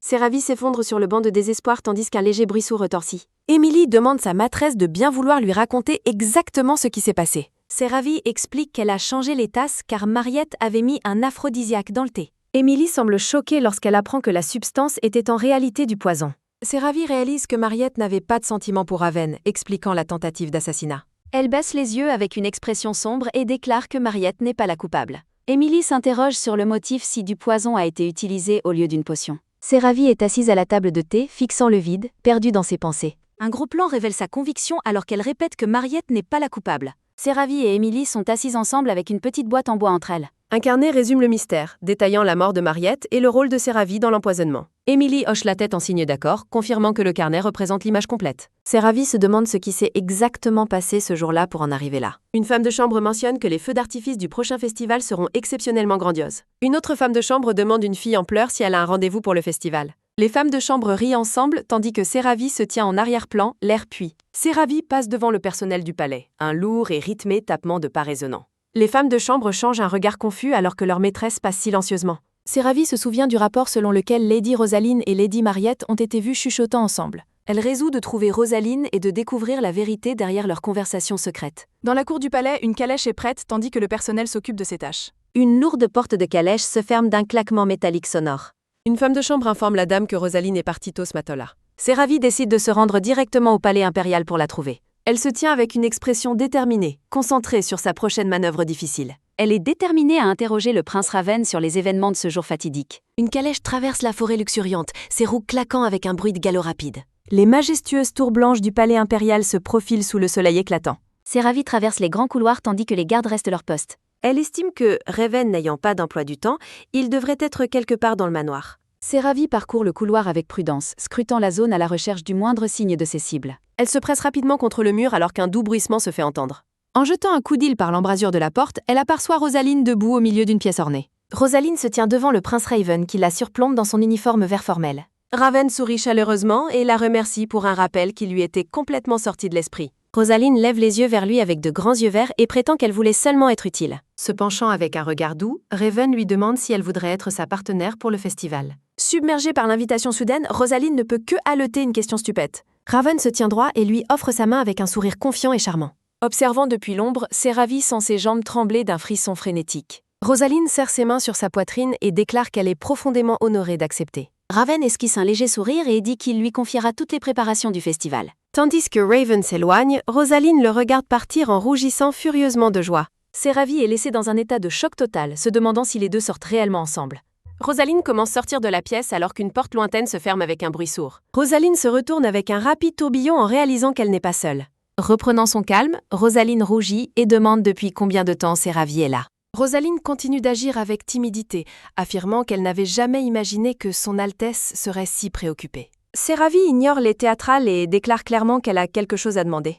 Rosaline est confuse par le comportement froid et note que l'atmosphère semble dangereuse. Séravy exige de savoir exactement de quoi Rosaline et Mariette parlaient ce jour précis. Tourdie par la question directe, Rosaline ne peut qu'émettre un haletement silencieux et déconcerté. Séravy la regarde intensément. Ses yeux violets se rétrécissant tandis qu'elle attend une réponse. Elle presse Rosaline de lui raconter en détail sa conversation avec Mariette. Rosaline est intérieurement furieuse, se demandant comment Séravy peut rester si calme face à la proposition de rendez-vous. Rosaline demande ce qu'elle a dit, poussant Séravy à répéter son exigence de toute la vérité. Rosaline insiste sur le fait qu'elle a déjà tout dit sur les sentiments de Mariette et la réunion qu'elles ont tenue. Séravy demande s'il n'y a vraiment rien d'autre qu'elle ignore, même un petit détail. Rosaline détourne le regard avec un visage sombre et affirme qu'il n'y a rien de plus à raconter. Rosaline se demande ensuite si cette enquête est vraiment ce qui est le plus important pour Séravie. Séravie la surprend en déclarant que la prochaine date du festival est une merveilleuse nouvelle. Séravie joint ses mains, réalisant qu'elle peut éliminer 2 obstacles gênants à la fois. Rosaline reste sans voix, regardant sa dame avec une confusion totale et absolue. Séravie se penche avec un regard perçant pour une dernière question sur les vrais sentiments de Mariette. Rosaline est figée de terreur, se demandant quel point Séravie a réellement séduit. Séravie se tient avec une expression inébranlable, se demandant silencieusement si Rosaline connaît vraiment la vérité. L'homme aux cheveux noirs boit sa bouteille. Séravie interpelle Anne Demien. Séravie lui demande d'expliquer les détails de la fois où le prince héritier a pris le thé avec Mariette. Demien répond avec un regard poffé. Demien note que Mariette a affirmé n'avoir aucune affection pour le prince, incitant Séravie à demander pourquoi elle ressentait cela. Séravie se rappelle qu'elle et son Altesse partageaient le même sentiment après le thé. Le texte narratif explique que bien que Mariette n'aimait pas le prince, ce n'est pas elle qui l'a empoisonné. L'histoire se demande pourquoi Séravie et Ravenne croyaient tous deux que Mariette manquait d'affection pour lui. Le mystère s'épaissit. Pourquoi Mariette empoisonnerait-elle la tasse si elle n'était pas la véritable coupable? Frustre, Séravie se serre les cheveux et souhaite pouvoir simplement demander au prince héritier lui-même. Ravenne les observe d'en haut et demande ce qu'ils font. Séravie lève les yeux sous le choc en réalisant que le prince est juste rare. Descendant les escaliers, Raven demande de quoi elles chuchotaient tous les deux. Séravie se demande pourquoi il est si calme après ce que Rosaline lui a probablement dit sur le passé. Elle décide qu'il est préférable de s'effacer discrètement plutôt que de provoquer de vieux souvenirs douloureux. Raven demande ce qui s'est passé le jour où il a pris le thé avec Mariette, laissant Séravie stupète. Ravenne remarque que Séravie était présente ce jour-là, ce qu'elle admet avec hésitation. Demien intervient en disant que Séravie n'a pas retrouvé ses souvenirs depuis le récent accident d'explosion. Raven les regarde d'en haut dans un silence pesant. Le regard du prince reste fixe et indéchiffrable. Le palais impérial resplendit sous le soleil. Le texte narratif rappelle Rosaline demandant Raven une rencontre privée entre lui et Mariette. Séravie réalise que Rosaline a vraiment demandé cette faveur spécifique. Raven demande si elle trouve l'histoire séduisante. Le texte narratif note sa crainte que la vérité ne les sépare. Séravie reste sans voix face à ces paroles. Ravenne raconte l'insulte de Rosaline sur la faible mentalité de Séravie tandis qu'elle le regarde avec irritation. Il explique que c'était simplement une méthode qu'il n'avait jamais tentée auparavant. Séravie se demande si l'intention de Rosaline était simplement de la secouer. Elle réalise que Rosaline la harcelait sous le couvert de l'amitié. Séravie se demande pourquoi Raven est soudainement si ouvert avec toutes ces informations. Ravenne demande si elle a une idée de qui a réellement tué Mariette. Séravie réalise que la situation devient dangereusement mauvaise. Elle n'avait jamais imaginé une question aussi horrible de la part du prince. Séravie pense quel point la vérité est vraiment vile et terrifiante. Ravenne suggère qu'il a peut-être oublié cause du choc et demande Séravie de confirmer. Panique, elle se dit qu'elle a touché un traumatisme et prétend que ses souvenirs sont flous. Le prince pousse un léger soupir. Ravenne pose sa main sur les yeux de Séravie et propose de l'aider tout se souvenir. Il lui dit qu'elle doit s'attendre à ressentir un tel douleur. Un cri soudain et retentissant résonne dans tout le palais. La scène change alors que Raven demande si quelqu'un a quelque chose à dire. Ravenne est assis avec Mariette dont 20 ans. Mariette confirme en rougissant qu'elle a quelque chose à dire. Mariette crie son amour tandis que Raven crache son thé. Mariette confesse qu'elle est amoureuse de quelqu'un qu'elle trouve incroyablement beau. La dame rousse rayonne de bonheur. Raven observe avec une expression déconcertée. Ravenne demande si elle fait référence à sa parente, Scheherazade. Mariette confirme joyeusement qu'il a deviné juste. Raven suggère que si elle veut tant rencontrer l'homme, elle devrait aller le voir Aemon. Dans un souvenir, Mariette contemple avec admiration au loin, entourée d'autres dames lors d'une fête. Le texte narratif explique que ses sentiments étaient bien plus profonds qu'un simple bégat. Mariette pose sa main sur son cœur en expliquant qu'elle n'a aucun désir de proximité physique ou émotionnelle. Assise à la table de thé, elle dit Raven que le simple fait de regarder son bien-aimé lui donne toute la force dont elle a besoin pour vivre. Elle déclare son immense gratitude d'être née dans un monde où son idole existe. Raven la regarde d'un air vide, se demandant intérieurement quel genre de personne elle pouvait bien être. Les deux se regardent par-dessus la table tandis que le soleil brille intensément au-dessus d'eux. Un petit sourire doux se dessine sur les lèvres de Mariette. Raven demande si sa confusion lui semble étrange et elle acquiesce d'abord avant de se rétracter en panique. Il s'éclaircit la gorge et note que sa façon particulière d'aimer n'est pas un sentiment commun. Mariette insiste sur le fait qu'elle est parfaitement heureuse, même si ses sentiments ne sont jamais réciproques de la part de celui qu'elle admire. Raven réalise que pour elle, le bonheur pur de la personne qu'elle aime est la source de sa propre joie. Elle rougit profondément et confirme que c'est le cœur de sa conviction personnelle. Raven est pris au dépourvu et laisse échapper un rire soudain et involontaire. Il rit ouvertement, tandis que Mariette insiste défensivement qu'elle dit l'absolue vérité. Mariette le regarde avec des yeux carquilles et surpris tandis qu'il continue de rire. Se sentant trouble, elle boit rapidement de sa tasse en une série de gorgées rapides. Raven admet avec un sourire qu'il n'a jamais reçu une confession aussi soudaine et unique auparavant. Le texte narratif note qu'il l'a trouvée une jeune femme remarquablement pure et au grand cœur. Il lui sourit doucement, visiblement touché par sa déclaration honnête et désintéressée. Le prince remarque un changement en elle et demande si quelque chose ne va pas. Le moment paisible est brisé par un bruit sourd et soudain, alors que quelque chose tourne terriblement mal. Mariette gît immobile sur le sol tandis que des voix crient quelqu'un d'appeler un médecin immédiatement. Dans le présent, Séravie réalise que la personne que Mariette aimait vraiment était, en fait, Scheherazade. La vérité est restée cachée parce que Mariette trouvait son admiration profonde trop embarrassante pour la révéler à quiconque. Une nouvelle question se pose concernant le rôle de Rosaline dans les événements de ce joueur. Séravie se demande quelle conversation spécifique a eu lieu entre Rosaline et Mariette avant la rencontre. Elle raisonne que Mariette n'aurait jamais utilisé le prince héritier comme un simple outil pour atteindre Scheherazade. Séravie considère que le scénario inverse aurait en fait beaucoup plus de sens. Raven, Séravie et Démien se tiennent ensemble tandis que la vérité sur l'amour distant et respectueux de Mariette est analysée. Le récit révèle que Mariette était essentiellement une otaku qui traitait Scheherazade comme son idole absolue. Démien demande une explication, ce qui pousse Raven à révéler qu'il a partagé ses souvenirs avec Séravie. Se sentant mis à l'écart, Démien se désigne et demande où il se situe dans l'explication. Raven reste silencieux, fixant l'avant et ignorant complètement la question de l'autre homme. Démien est stupéfait par le dédain, tandis que Raven admet qu'il n'a toujours pas identifié celui qui a empoisonné le thé. Séravie panique intérieurement, inquiète de ses mots devant l'homme qui pourrait encore la blâmer. Elle lève les yeux vers Raven, qui se tient au-dessus d'elle avec une expression calme et indéchiffrable. Séravie note que son comportement actuel est étonnamment doux pour quelqu'un qui traite avec un criminel présumé. Elle réfléchit à ses souvenirs de Mariette, convaincue que la femme était bien trop honnête pour mentir un jour. Raven est d'accord, déclarant que Mariette semblait être la personne la plus innocente impliquée dans toute la tragédie. Soulagée de ne pas être en danger immédiat, Séravie demande timidement si Mariette a été blanchie de tout soupçon.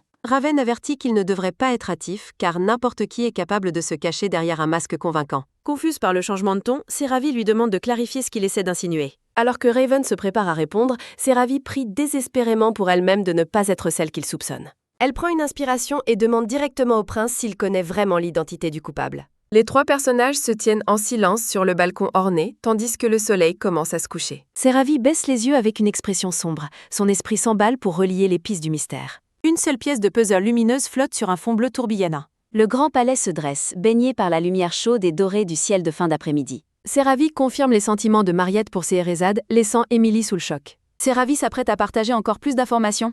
L'expression de la domestique devient profondément sérieuse. Émilie crie qu'elle avait déjà prévenu la dame de cela plusieurs fois. La domestique pleure de façon dramatique tandis que Séravie offre un sourire gêné et silencieux. Émilie fulmine contre la cruauté du coupable tandis que Séravie essaie de la candy. Émilie commence à s'inquiéter que son Franck-là ait été inutile. Séravie demande la domestique de l'aider à changer d'Etna. Séravie et Émilie s'interpellent dans la chambre. Séravie est confuse quand Émilie lui dit de mettre ses vêtements. Les yeux de la domestique scarquillent d'horreur figée.